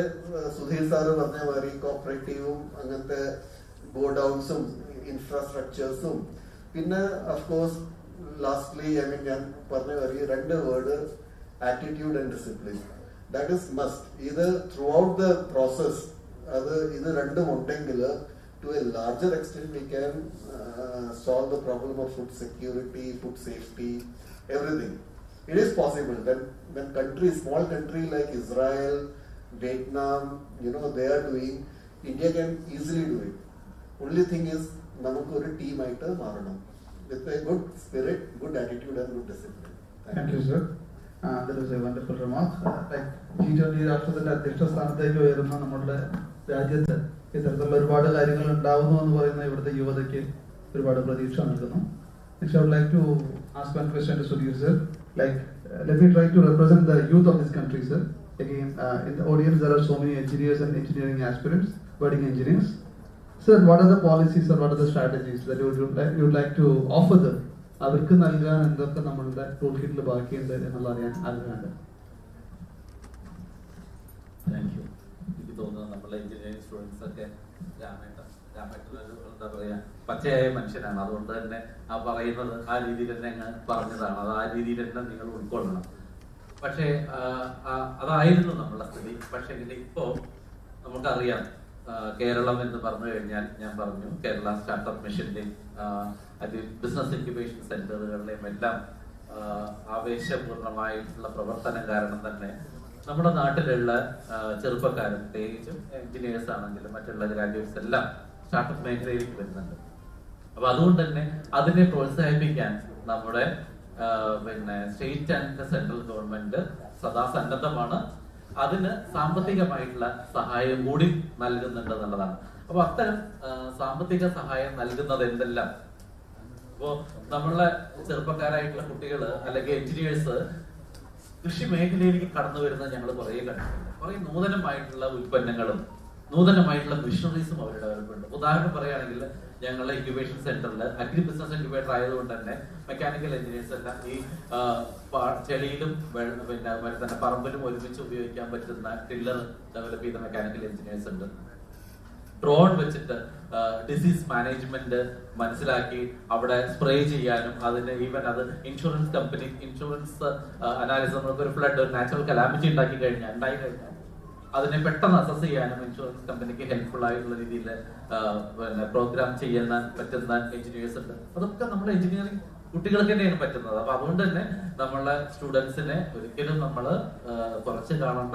ഇപ്പോഴത്തെ യങ് ബ്ലഡ് ആയിട്ടുള്ള കുട്ടികൾ നിരവധി ഇത്തരം കാർഷിക മേഖലയ്ക്കുള്ള സൊല്യൂഷൻ ആയിട്ടാണ് അവർ വരുന്നത്. അപ്പൊ ഞാൻ 1-2 കാര്യങ്ങൾ പറഞ്ഞത് മാത്രം. അതുപോലെ തന്നെ വേസ്റ്റ് ടു വെൽത്ത്, നമ്മളെ അഗ്രികൾച്ചർ വേസ്റ്റിനെ ബയോഡിഗ്രേഡബിൾ ആയിട്ടുള്ള ഫിലിംസ്, ബയോഡിഗ്രേഡബിൾ ആയിട്ടുള്ള പ്ലേറ്റ് ഉണ്ടാക്കുന്ന ടീം ഓഫ് എഞ്ചിനീയേഴ്സ് നമ്മളെ കൂടെ ഉണ്ട്. തെങ്ങോല കൊണ്ടുള്ള സ്ട്രോ അല്ലെങ്കിൽ പെന്ന് ഉണ്ടാക്കുന്ന സംരംഭകര് നമുക്കുണ്ട്. അപ്പോ രാമേട്ടൻ ടോയ്സിനെ പറ്റി പറഞ്ഞിട്ടുണ്ടായിരുന്നു. ഞാൻ അപ്പൊ തന്നെ ഞാൻ പറയണെന്ന് വെച്ചാൽ രാമേട്ടൻ കഴിഞ്ഞതിന് ശേഷം പുള്ളിക്കാരൻ എനിക്ക് ഇവിടുന്ന് ഫോൺ ചെയ്തു. അപ്പോ നമ്മളുടെ ഈ ചൈനീസ് ടോയ്സിന് പകരം തെങ്ങിന്റെ തടി വെച്ചിട്ടുള്ള സോഫ്റ്റ് ആയിട്ടുള്ള ടോയ്സ് കൊണ്ട് നമ്മളുടെ കണക്ക് പെട്ടെന്ന് പഠിക്കാൻ പറ്റുന്ന അബാക്കസ് ബേസ്ഡ് ആയിട്ടുള്ള ടോയ്സ് ഉണ്ടാക്കുന്ന ഒരു സംരംഭകൻ നമുക്കുണ്ട്. അപ്പൊ ഇതെല്ലാം ഇപ്പോഴത്തെ ചെറുപ്പക്കാരുടെ തിരിച്ചറിവും ഇപ്പോഴത്തെ ചെറുപ്പക്കാരുടെ ഇന്റലിജൻസും ആണ്. അപ്പൊ അവരെ ഒരിക്കലും നമ്മൾ അണ്ടർഎസ്റ്റിമേറ്റ് ചെയ്യേണ്ട വൻ പൊട്ടൻഷ്യലാണ് അവരുടെ കയ്യിലുള്ളത്. അപ്പൊ ഇത്തരം ചെറുപ്പക്കാരെയും ആ ചെറുപ്പം മനസ്സിലുള്ള മുതിർന്നവർക്കും വേണ്ടിയിട്ട് നമ്മൾ 25 ലക്ഷം രൂപ വരെ സാമ്പത്തിക സഹായം അല്ലെങ്കിൽ ഗ്രാന്റ് കൊടുക്കുന്ന ഒരു സ്കീം നമ്മൾ അനൗൺസ് ചെയ്തിട്ടുണ്ട്. അത് കേരള കാർഷിക സർവകലാശാലയാണ് നടപ്പിലാക്കുന്നത്. അപ്പോൾ ഇത് കേട്ടുകൊണ്ടിരിക്കുന്ന ചെറുപ്പക്കാരും എഞ്ചിനീയേഴ്സും ചെറുപ്പം മനസ്സിലുള്ള മുതിർന്നവർക്കും എല്ലാം അപ്ലൈ ചെയ്യാം. പ്രായഭേദമന്യേ ലിംഗഭേദമന്യേ നമ്മളുടെ എഡ്യൂക്കേഷനും ഭേദമന്യേ ആർക്കും അപ്ലൈ ചെയ്യാം. ഓക്കെ, 10ാം ക്ലാസ് തോറ്റവർക്കും അപ്ലൈ ചെയ്യാം. അപ്പൊ ഇത് കർഷകർക്കും ഞാൻ പറഞ്ഞില്ലേ പഠിക്കുന്ന കുട്ടികൾക്കും എല്ലാം അപ്ലൈ ചെയ്യാം. 18 വയസ്സ് കഴിയണമെന്ന് മാത്രം. അപ്പോ ഈ ഒരു പ്രോഗ്രാമിനകത്ത് നമ്മുടെ ഇന്നോവേഷൻ മാത്രം നോക്കുന്നത് പുതുമ ഉള്ള എന്തെങ്കിലും ഒരു ഉൽപ്പന്നം കാർഷിക മേഖലയുമായി ബന്ധപ്പെട്ടതായിരിക്കും. അതിപ്പോ മണ്ണില്ലാ കൃഷി രീതിയായിരിക്കാം, നേരത്തെ പറഞ്ഞ വെർട്ടിക്കൽ ഫാമിംഗ് ആയിരിക്കാം, പുതിയ ഒരു ജലസേചന രീതിയായിരിക്കാം, അല്ലെങ്കിൽ വളം അപ്ലൈ ചെയ്യാനുള്ള ഇതായിരിക്കാം, ഗ്രാഫ്റ്റിങ്ങിനുള്ള വല്ല ലെയറിങ്ങിനൊക്കെ ഉള്ള പുതിയ മെത്തേഡ്സ് ആയിരിക്കാം. പിന്നെ മൂല്യവർദ്ധിത ഉൽപ്പന്നങ്ങൾ, ഇപ്പൊ വാഴപ്പഴത്തിൽ നിന്നോ അല്ലെങ്കിൽ കായയുടെ തോല് വെച്ചിട്ടോ വാഴപ്പിണ്ടി വെച്ചിട്ടോ ചക്കയുടെ മടല് വെച്ചിട്ടൊക്കെയുള്ള പുതിയ പുതിയ ഉൽപ്പന്നങ്ങൾ ഉണ്ടാക്കുന്നുണ്ട്. അപ്പൊ ആരോഗ്യകരമായിട്ടുള്ള ഉൽപ്പന്നമാണെങ്കിൽ തീർച്ചയായിട്ടും അതിനെ സപ്പോർട്ട് ചെയ്യും. അതുപോലെ തന്നെ മെഷീനറീസ്, നേരത്തെ പറഞ്ഞു ഞാൻ ഒരു ടില്ലർ ഉണ്ടാക്കിയിട്ടുണ്ട് ഒരാള്. ഒരു സ്ത്രീ ഈ നമ്മളുടെ ഫീൽഡിലൊക്കെ നമുക്കറിയാം ഈ ഗ്രോ ബാഗ് അതൊന്നും തൂക്കി നടക്കാനൊന്നും നമുക്ക് പുരുഷന്മാർക്കാർക്കും സ്ത്രീകൾക്കാർക്കും ബുദ്ധിമുട്ടാണ്. അപ്പൊ അത് വളരെ സിമ്പിൾ ആയിട്ട് ഒരു സ്ഥലത്ത് നിന്ന് മറ്റേ സ്ഥലത്തേക്ക് ഷിഫ്റ്റ് ചെയ്യാൻ പറ്റുന്ന ഒരു ഉപകരണം ഒരു സ്ത്രീ ഉണ്ടാക്കിയിട്ടുണ്ട്. എഞ്ചിനീയറിംഗ് ഒന്നും വേണ്ട ഇതിന്. ഇങ്ങനത്തെ കാര്യങ്ങൾക്കൊന്നും എഞ്ചിനീയറിംഗ് എന്ന് വെച്ചാൽ അവരുടെ ബുദ്ധിമുട്ടെന്നാണ് അവരതിനുള്ള സൊല്യൂഷൻ കാണുന്നത്. അപ്പൊ അതിന് ഏറ്റവും എടുക്കരുത് നമ്മുടെ നാട്ടിലെ കർഷകരാണ്. കർഷകർക്ക് അറിയാം അവർക്ക് എന്താണ് വേണ്ടതെന്ന്. അപ്പൊ അങ്ങനെ 10 ഡ്രോപ്പ് ഔട്ട് ആവട്ടെ, 10ാം ക്ലാസ് വരെ പാസ്സാവാത്ത 2 പേർക്ക് 25 ലക്ഷം കിട്ടിയിട്ടുണ്ട്. അപ്പൊ ഇത് ഒരിക്കലും എഞ്ചിനീയറിംഗിന്റെ ക്വാളിഫിക്കേഷനോ അല്ലെങ്കിൽ നമ്മളുടെ എന്താ പറയാ കൂടുതൽ ഡോക്ടറേറ്റും പോസ്റ്റ് ഡോക്ടറേറ്റൊന്നും വേണ്ട. കൃഷിക്കാരന് ഇന്ന് ഉണ്ടാവുന്ന ബുദ്ധിമുട്ടുകൾ എന്താണെന്ന് മനസ്സിലാക്കിയ ആളുകൾക്ക് കൃഷിക്കാരന്റെ പ്രശ്നത്തിനുള്ള സൊല്യൂഷനും കാണാൻ പറ്റും. അതിന് ഏറ്റവും അധികം അറിയുക ഒരു കർഷക കുടുംബത്തിൽ നിന്നുള്ള ആളുകളാണെങ്കിൽ അവർക്ക് തീർച്ചയായിട്ടും പറ്റും. കർഷക കുടുംബത്തിൽ നിന്ന് അവരുടെ അച്ഛനും അമ്മയും അവരുടെ ചേട്ടനും ചേച്ചിയും കാണുന്ന കഷ്ടപ്പാട് കണ്ടിട്ടുണ്ടെങ്കിൽ അതിനൊരു സൊല്യൂഷൻ, പ്രത്യേകിച്ചും എഞ്ചിനീയറിംഗ് കോളേജിലൊക്കെ പോയിട്ടുണ്ടെങ്കിൽ അവര് പുതിയ ആശയങ്ങളും പുതിയ മെഷീൻസ് ഒക്കെ കാണുമ്പോൾ ഇത് എന്തുകൊണ്ട് എന്റെ കൃഷിയിടത്തിൽ പറ്റില്ല, എന്തുകൊണ്ട് എന്റെ അച്ഛനെ ഹെൽപ്പ് ചെയ്യാൻ വേണ്ടി ഈ ഒരു മെഷീൻ ഡെവലപ്പ് ചെയ്താൽ കൊള്ളാവും. അപ്പൊ ഏറ്റവും ശരിക്കും ആ കർഷകനെ തൊട്ടറിഞ്ഞിട്ടുള്ള കുട്ടികള് അത് എഞ്ചിനീയറിംഗ് കോളേജുകളിലേക്ക് പോകുമ്പോൾ അതാണ് ഞങ്ങളുടെ അവിടെ ഇത്തരം സൊല്യൂഷൻസ്. ഇപ്പൊ ഞാൻ നേരത്തെ പറഞ്ഞ സൊല്യൂഷൻസ് എല്ലാം അതുമാതിരി നീര ടാപ്പ് ചെയ്യാനുള്ള മെഷീൻ ഡെവലപ്പ് ചെയ്തിട്ടുള്ള ആളുണ്ട്. അതുമാതിരി കർഷകന്റെയും ഉപഭോക്താവിനെ കണക്ട് ചെയ്യുന്ന മൊബൈൽ ആപ്പ് ഉണ്ടാക്കിയിട്ടുള്ള ഒരു എഞ്ചിനീയർ ഉണ്ട്, നമുക്ക് കമ്പ്യൂട്ടർ എഞ്ചിനീയർ. അപ്പൊ ഇങ്ങനെ കർഷകന്റെ ഉണ്ടാക്കുന്ന വിളവിനെ എങ്ങനെ നല്ല രീതിയിൽ സംസ്കരിക്കാം, എങ്ങനെ അത് കൂടുതൽ നല്ല രീതിയിൽ പാക്ക് ചെയ്യാം, എങ്ങനെ ഒരു ട്രേസബിലിറ്റി അതിനകത്തേക്ക് കൊണ്ടുവരാം, എങ്ങനെ മൊബൈൽ ആപ്പ് വഴി കർഷകന് ലാഭവിഹിതം കൂട്ടുന്ന രീതിയിൽ അതിന്റെ മാർക്കറ്റിംഗ് സ്ട്രാറ്റജി കൊണ്ടുവരാം. എന്തോ ആയിക്കോട്ടെ, കർഷകന്റെ വരുമാനം കൂട്ടാനുള്ള ഏത് ഇടപെടലുകൾക്കും 25 ലക്ഷം രൂപ വരെയാണ് നമ്മൾ സാമ്പത്തിക സഹായം നൽകുന്നത്. അപ്പോ അതിന്റെ ഞാൻ കഴിഞ്ഞ നെഹ്റു കോളേജിൽ പോയ സമയത്ത് അത് അനൗൺസ് ചെയ്തിട്ടുണ്ടായിരുന്നില്ല. ഞാൻ പോയത് എനിക്ക് അവിടെ 28നോ 25നോ കണ്ടായിരുന്നു. ഈ മാസം എല്ലാ വർഷവും മെയ് മാസമാണ് കേരള കാർഷിക സർവകലാശാലയുടെ ആപ്ലിക്കേഷൻ ഓൺ ആവുന്നത്. അപ്പൊ ആ ആപ്ലിക്കേഷൻ തുടങ്ങിയിട്ട് മെയ് 1 മുതൽ തുടങ്ങി മെയ് 29 അത് അവസാനിപ്പിക്കുന്നത്. അതുകൊണ്ട് തന്നെ ഈ സമയത്ത് ഈ കോളേജിനകത്ത് അത്ര നൂതനമായിട്ടുള്ള ആശയങ്ങളുള്ള സ്റ്റുഡൻസും ഇവിടെ വന്ന കർഷക സുഹൃത്തുക്കൾക്കും നിങ്ങൾക്ക് എന്തെങ്കിലും പുതിയ ആശയം നിങ്ങളുടെ മനസ്സിലുണ്ടെങ്കിൽ തീർച്ചയായിട്ടും അതിന് അപ്ലൈ ചെയ്യാം. അതിന് അപ്ലൈ ചെയ്യണമെന്നുണ്ടെങ്കിൽ കേരള കാർഷിക സർവകലാശാലയുടെ വെബ്സൈറ്റിൽ അതിന്റെ ഡീറ്റെയിൽസ് ഉണ്ട്. www.kau.in എന്ന് പറഞ്ഞുള്ള വെബ്സൈറ്റ് നോക്കി കഴിഞ്ഞാൽ അറിയാം. അതല്ലെങ്കിൽ ഞങ്ങളുടെ വാട്സപ്പ് ഗ്രൂപ്പിൽ നിങ്ങൾ ജോയിൻ ചെയ്താൽ മതി. അതിന്റെ ഡീറ്റെയിൽസ് മുഴുവൻ തരുന്നതാണ്. നിങ്ങൾക്ക് ആ നമ്പർ ഒന്ന് നോട്ട് ചെയ്യാം. പെന്ന് പേപ്പറും കയ്യിലുണ്ടെങ്കിൽ, അല്ലെങ്കിൽ കുട്ടികളാണെങ്കിൽ അവരുടെ മൊബൈൽ കയ്യിലുണ്ടെങ്കിൽ, എനിക്ക് അറിഞ്ഞൂടെ കോളേജിന്റെ കയ്യിൽ മൊബൈൽ യൂസ് ചെയ്യാൻ പറ്റുമെന്ന് എനിക്ക് അറിഞ്ഞൂടെ. എന്തായാലും കയ്യിൽ മൊബൈൽ ഉണ്ടെങ്കിൽ നിങ്ങൾക്ക് ഒരു ജസ്റ്റ് വാട്സപ്പ് മെസ്സേജ് അയച്ചാൽ മതി.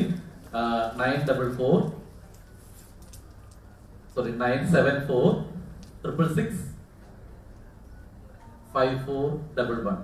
ഓക്കെ, 974-666-5411 ഈ നമ്പറിലേക്ക് നിങ്ങൾ ഒരു വാട്സപ്പ് മെസ്സേജ് അയച്ചു കഴിഞ്ഞാൽ ഞങ്ങളുടെ അഗ്രി ബിസിനസ് ഇൻക്യുബേറ്ററിന്റെ വാട്സപ്പ് ഗ്രൂപ്പ് ലിങ്ക് നിങ്ങൾക്ക് വരും. ആ ലിങ്കിൽ ക്ലിക്ക് ചെയ്താൽ കഴിഞ്ഞാൽ നിങ്ങൾ അതിനകത്ത് മെമ്പർ ആവും. അപ്പോ ഞങ്ങൾ ഒരു 3-4 വെബിനാർ ഇപ്പൊ ഫ്രീ ഈ പ്രോഗ്രാമിനകത്ത് ഞങ്ങൾ വെക്കുന്നുണ്ട്. ആ വെബിനാർ നിങ്ങൾ വീട്ടിലിരുന്ന് കേട്ട് കഴിഞ്ഞാൽ മനസ്സിലാവും എത്തരത്തിലുള്ള ഇന്നോവേഷൻ ആണ് നമ്മൾ പ്രൊമോട്ട് ചെയ്യുന്നത്, ഏത് രീതിയിൽ നിങ്ങൾക്ക് അതിനെ അപ്ലൈ ചെയ്യണം. 29 ലാസ്റ്റ് ഡേറ്റ്. ഞങ്ങൾ 6-നും 8-നും 10-നും ഓരോ വെബിനാർ നമ്മൾ വെക്കുന്നുണ്ട്. ഇന്ന് വൈകുന്നേരം ഒന്നുണ്ട്, പക്ഷെ അത് ക്ലബ് ഹൗസിലാണ്. ക്ലബ് ഹൗസിൽ മെമ്പേഴ്സിന് മാത്രമേ അത് കേൾക്കാൻ പറ്റുള്ളൂ. പക്ഷെ അതേ സാധനം തന്നെ നമ്മൾ 6-നും 8-നും 10-നും വെക്കുന്നുണ്ട്. അപ്പൊ നിങ്ങൾ സാധാരണ വെബിനാറാണ്, നമ്മൾ ക്ലബ് ഹൗസിൽ മെമ്പേഴ്സ് ആയിട്ടുള്ളവർക്ക് മാത്രമേ അത് കേൾക്കാൻ പറ്റുള്ളൂ. അപ്പൊ അതുകൊണ്ട് സാധാരണ രീതിയിൽ മൊബൈലിൽ കൂടെ നിങ്ങൾക്ക് ക്ലാസ്സുമാരി കേൾക്കാം. അപ്പോ പുതിയ ഇന്നോവേഷൻ, കർഷകന് വേണ്ട പ്രശ്നത്തിന് ഉള്ള ഇന്നോവേഷനാണ് കൊണ്ടുവരേണ്ടത്. അല്ലാതെ ഭയങ്കര ഇന്നോവേഷൻ ആയിട്ട് കാര്യമില്ല. നമ്മളുടെ നാട്ടിലെ കർഷകർക്ക് ഉപകാരപ്രദമായിട്ടുള്ള ഇന്നോവേഷൻ ആയിരിക്കും. അപ്പൊ കർഷകനെ കണക്ട് ചെയ്യാൻ പറ്റുന്നതും അവന് ലാഭവിഹിതം കൂട്ടാൻ പറ്റുന്നതുമായിട്ടുള്ള പുത്തൻ ആശയങ്ങൾ ഈ ക്യാമ്പസിലെ എഞ്ചിനീയേഴ്സിന്റെ അടുത്ത് ഞാൻ പ്രതീക്ഷിക്കുകയാണ്. ഇത് കേട്ടുകൊണ്ടിരിക്കുന്ന കർഷക സുഹൃത്തുക്കളുടെ അടുത്തും കേട്ടുകൊണ്ടിരിക്കുകയാണ്. അപ്പൊ ഈ രീതിയിലുള്ള ചെറിയ ചെറിയ സൊല്യൂഷൻസ് കാരണം നമ്മളുടെ നാട്ടില് ഒരു ഇത്തരത്തിലുള്ള ഒരു കൃഷി, ഫുഡ് സെക്യൂരിറ്റിയുടെ ഒരു സസ്റ്റൈനബിലിറ്റി നമുക്ക് കൊണ്ടുവരാൻ സാധിക്കും. നേരത്തെ ഡോക്ടർ സനു പറഞ്ഞ മാതിരി നിരവധി സംസ്ഥാന കേന്ദ്ര പദ്ധതികളുണ്ട്. അത് PMFME സ്കീം ഒന്ന് പറഞ്ഞു, അതേമാതിരി തന്നെ PMEGP എന്ന് പറഞ്ഞ മറ്റൊരു സ്കീമുണ്ട്, ESS എന്ന് പറഞ്ഞ മറ്റൊരു സ്കീമുണ്ട്, SFAC എന്ന് പറഞ്ഞ മറ്റൊരു സ്കീമുണ്ട്, പിന്നെ നമ്മളുടെ SHM സ്റ്റേറ്റ് ഹോർട്ടിക്കൾച്ചർ മിഷൻ കൊടുക്കുന്ന മറ്റൊരു സ്കീമുണ്ട്. അപ്പൊ ഇതെല്ലാം പുറമെ അതൊക്കെ 10 ലക്ഷം 35 ലക്ഷം മാത്രമേ കിട്ടുള്ളൂ. ഇതിന്റെ പുറമെ 2 കോടി വരെ കൺവേർട്ട് ചെയ്തിട്ട് മറ്റൊരു സ്കീമുണ്ട്, അതാണ് അഗ്രി ഇൻഫ്രാസ്ട്രക്ചർ ഫണ്ട്. അത് 2 കോടി വരെയാണ് ഓരോ ആളുകൾക്കും കൊലാറ്ററൽ ഇല്ലാതെ കൊടുക്കുന്നത്. ഇതൊന്നും സത്യം പറയുകയാണെങ്കിൽ കർഷകരിലേക്ക് എത്രമാത്രം എത്തിയിട്ടുണ്ടെന്ന് അറിയില്ല. നിരവധി സ്കീമുകളാണ് ഉള്ളത്. പക്ഷെ ഇതെല്ലാം നേടിയെടുക്കുന്ന ചില കർഷകരുണ്ട്. അവർ ഈ കാര്യങ്ങൾ സ്കീം അറിയുമ്പോഴേക്കും അത് പോയി വാങ്ങിക്കാനുള്ള സാമർഥ്യവും അല്ലെങ്കിൽ അത് കണക്റ്റഡ് ആയിട്ടുള്ള ആളുകളുണ്ട്. പക്ഷെ ബഹുഭൂരിഭാഗം കർഷകർക്കും അല്ലെങ്കിൽ കർഷക കൂട്ടായ്മകൾക്കും ഇപ്പോഴും ഈ സ്കീമുകളെ കുറിച്ച് എല്ലാവർക്കും ഒരു ധാരണയൊന്നുമില്ല. അപ്പൊ അതുകൊണ്ട് തന്നെ എപ്പോ നമുക്ക് PMFME സ്കീം എടുക്കണം, ആരൊക്കെ PMEGP സ്കീം എടുക്കണം, ആരൊക്കെ സ്റ്റേറ്റ് ഹോർട്ടിക്കൾച്ചർ മിഷന്റെ സ്കീം എടുക്കണം, ആരൊക്കെ SFACയുടെ സ്കീം എടുക്കണം, അതിന് എത്ര ശതമാനം സബ്സിഡി ഉണ്ട്, ഇതെല്ലാം ഇത്തരം ഡീറ്റെയിൽസ് മുഴുവൻ കിട്ടണമെന്നുണ്ടെങ്കിലും നമ്മൾ അഗ്രി ബിസിനസ് ഇൻക്യുബേറ്ററിൽ ഞങ്ങൾ സ്ഥിരമായിട്ട് ട്രെയിനിങ് കൊടുക്കുന്നുണ്ട്. കേട്ടുകൊണ്ടിരിക്കുന്ന കുട്ടികളുടെ പാരന്റ്സ്, ഇവിടെ കേട്ടുകൊണ്ടിരിക്കുന്ന കർഷകർക്ക് ഒരു പുതിയതായിട്ട് സംരംഭം തുടങ്ങണമെന്നുണ്ടെങ്കിൽ വേറെ ദൂരൊന്നും വേണ്ട, തൃശ്ശൂരുള്ള അഗ്രി ബിസിനസ് ഇൻക്യുബേറ്ററിലേക്ക് വന്നാൽ മതി. ആ അഗ്രി ബിസിനസ് ഇൻക്യുബേറ്ററിലേക്ക് ജോയിൻ ചെയ്യേണ്ട നമ്പറാണ് ഞാൻ നേരത്തെ പറഞ്ഞത്, 974-666-5411. എന്തെങ്കിലും സംശയം ഉണ്ടെങ്കിൽ ഞങ്ങളുടെ ലാൻഡ് നമ്പറും ഞങ്ങളെ കോൺടാക്ട് ചെയ്യാം. 0487-247-8332. ഓക്കെ, 243-8332. ഓക്കെ, അപ്പൊ താങ്ക് യു.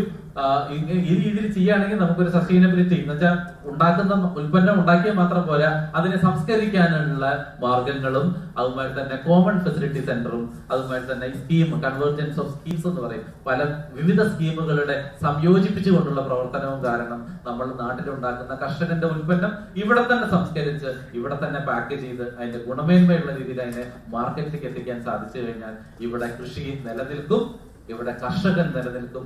കർഷകൻ നിലനിന്നാൽ മാത്രമേ നമുക്ക് എല്ലാം വിജയമുള്ളൂ, അല്ലെ? കർഷകനിലൂടെ മാത്രമാണ് നമ്മുടെ നാടിന്റെ ഉന്നതി നമുക്ക് ഉറപ്പിക്കാൻ സാധിക്കുള്ളൂ. അപ്പൊ ഇത്രയും പറഞ്ഞുകൊണ്ട് ഞാൻ അവസാനിപ്പിക്കുന്നു. നന്ദി, നമസ്കാരം. Thank you sir. സത്യം പറഞ്ഞ ജവഹർലാൽ കോളേജിലെ എഞ്ചിനീയറിംഗ് പഠിക്കുന്ന കുട്ടികള് ഒരുപക്ഷെ ഈ പാനൽ ഡിസ്കഷനിലെ ടേക്ക് അവേ നിങ്ങൾക്ക് ഇതായിരിക്കും. ഒരുപാട് നൂതനമായി ചിന്തിക്കുന്ന വിദ്യാർത്ഥികളുമായിട്ട് ഈ ക്യാമ്പസിലുണ്ടെന്ന് എനിക്കറിയാം. ഈ നമ്പറുമായി ബന്ധപ്പെട്ട് ഇത്തരത്തിലുള്ള ഒരുപാട് ചർച്ചകളിലേക്കും ഒരുപാട് വെബിനാറുകളിലേക്കും അതിലപ്പുറം കണ്ടുപിടുത്തങ്ങളിലേക്കും നമ്മുടെ ക്യാമ്പസിന് ഒരുപാട് മുന്നോട്ട് പോകാൻ പറ്റട്ടെ. അങ്ങനൊരു സംസ്കാരമാണ് already Nehru group of institution ഇവിടെ പുലർത്തി വരുന്നത്. നിങ്ങളും അതിന്റെ ഭാഗമാവട്ടെ എന്ന് മാത്രം ഈശ്വരനോട് പ്രാർത്ഥിക്കുന്നു. പോവർട്ടി Gunasekhar sir. Nice to hear from the panelists on the various aspects that are covered, but there are so many issues and challenges in front of us in terms of food security, safety, and sustainability in India. We have so many other areas like industry and fisheries, animal husbandry, or whatnot. If you want to talk, you can go on, talk, and discuss, but there is no time available. I just come to a concluding remarks. What take the panelists' concluding remarks as they've done just now. We are moving on to the concluding remarks to finish this panel discussion. As the panelists said, the individual's attitude and the kind of responsibility they are taking towards the food security and safety, it goes on to family, it goes on to states, it goes on to villages, it goes on to every place, so that the sustainability of food security is possible in this country. We are not touching upon every issue, but we are happy that we have brought in some awareness among all people, including our students, that there is a food for thought. Take a problem from our farmers, work on it, maybe you can find out a solution to them, they'll be happy, and it directly or indirectly helps the food sustainability in India. Can we have a couple of questions from you as a part of concluding this panel discussion? Open to the audience for one or two questions to conclude this.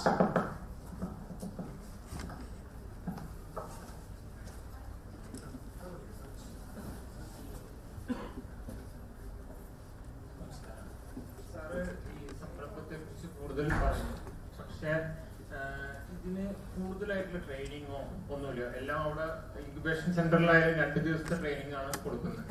പക്ഷെ ഞാൻ ഈ squash jump ചെയ്യുന്ന ആളാണ്. എനിക്കൊരു കൂടുതലായിട്ട് അറിയാനും അതിന് പറ്റിയ ട്രെയിനിങ് ഉള്ളത് കേരളത്തിൽ എവിടെയെങ്കിലും ഉണ്ടോ? 1 മാസമോ 2 മാസമോ? അതാണ് വാട്ടർ ടെസ്റ്റിങ്, പിന്നെ ഓരോ മൈന്യൂട്ട് ആയിട്ട്. ഇപ്പോൾ എക്സ്പോർട്ടിനെ കുറിച്ച് പറഞ്ഞു, നമ്മളൊരു പ്രൊഡക്റ്റ് ഉണ്ടാക്കുമ്പോൾ അതിന്റെ എല്ലാം ഡീറ്റെയിൽ ആയിട്ട് നമുക്കറിയാം. ഈ ഒരു ബാച്ച് ഇറക്കി അടുത്ത ബാച്ച് സെയിം ലെവലിൽ വരണമെങ്കിൽ എങ്ങനെയായിരിക്കും? അപ്പൊ അതൊന്നും പറഞ്ഞാൽ വളരെ നന്നായിരിക്കും. വളരെ നല്ല ചോദ്യം. നമ്മൾ പല രീതിയിലുള്ള ട്രെയിനിങ് പരിശീലനങ്ങളാണ് അവിടെ നടത്തുന്നത്. 1 ദിവസത്തെ ട്രെയിനിങ് പ്രോഗ്രാം ഉണ്ട്, 3 ദിവസത്തെ പ്രോഗ്രാം ഉണ്ട്, 5 ദിവസത്തെ പ്രോഗ്രാം ഉണ്ട്, 1 മാസത്തെ പ്രോഗ്രാം ഉണ്ട്, 1 വർഷത്തെ പ്രോഗ്രാം ഉണ്ട്.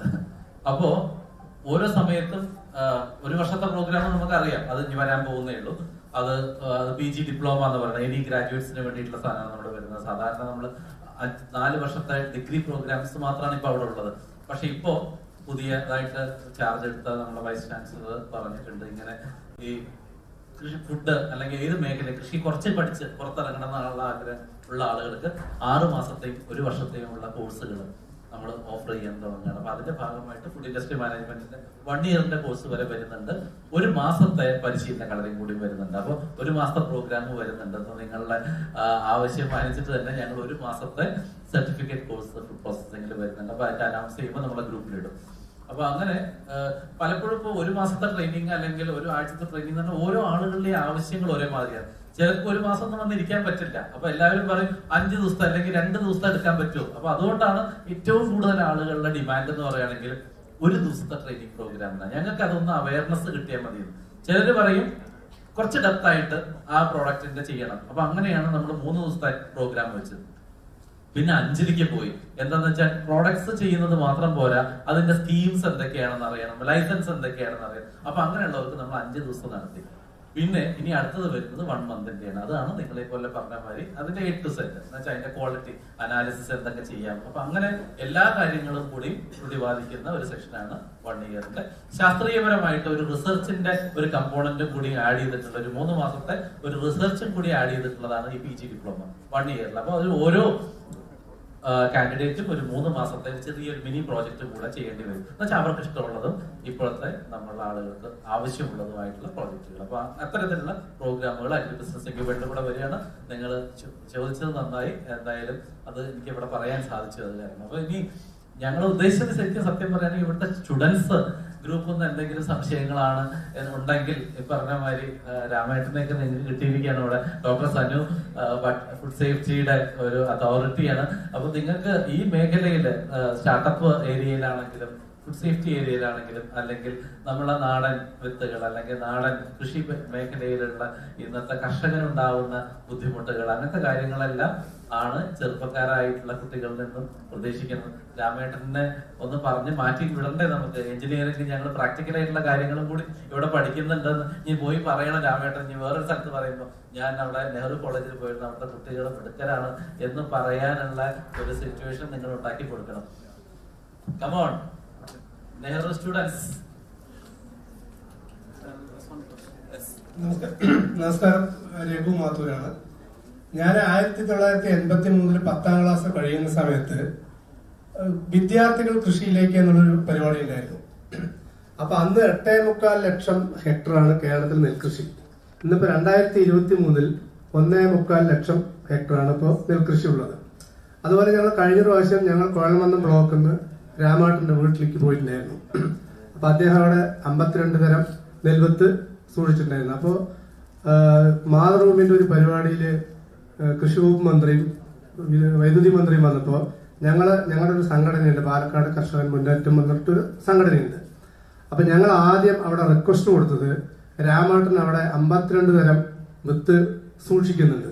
കാസർഗോഡ് മുതൽ തിരുവനന്തപുരം വരെ ഒരു നമ്മുടെ കേരള ഗവൺമെന്റിന്റെ അഗ്രികൾച്ചർ യൂണിവേഴ്സിറ്റികൾ ഒരുപാടുണ്ട്. അപ്പൊ അവിടെയൊക്കെ ഒരു 10 നെൽ വിത്തെങ്കിലും വംശനാശം പോകുന്ന വിത്ത് സൂക്ഷിച്ചുകൊണ്ടെന്ന് ഒരു റിക്വസ്റ്റ് കൊടുത്തിട്ടുണ്ടായിരുന്നു.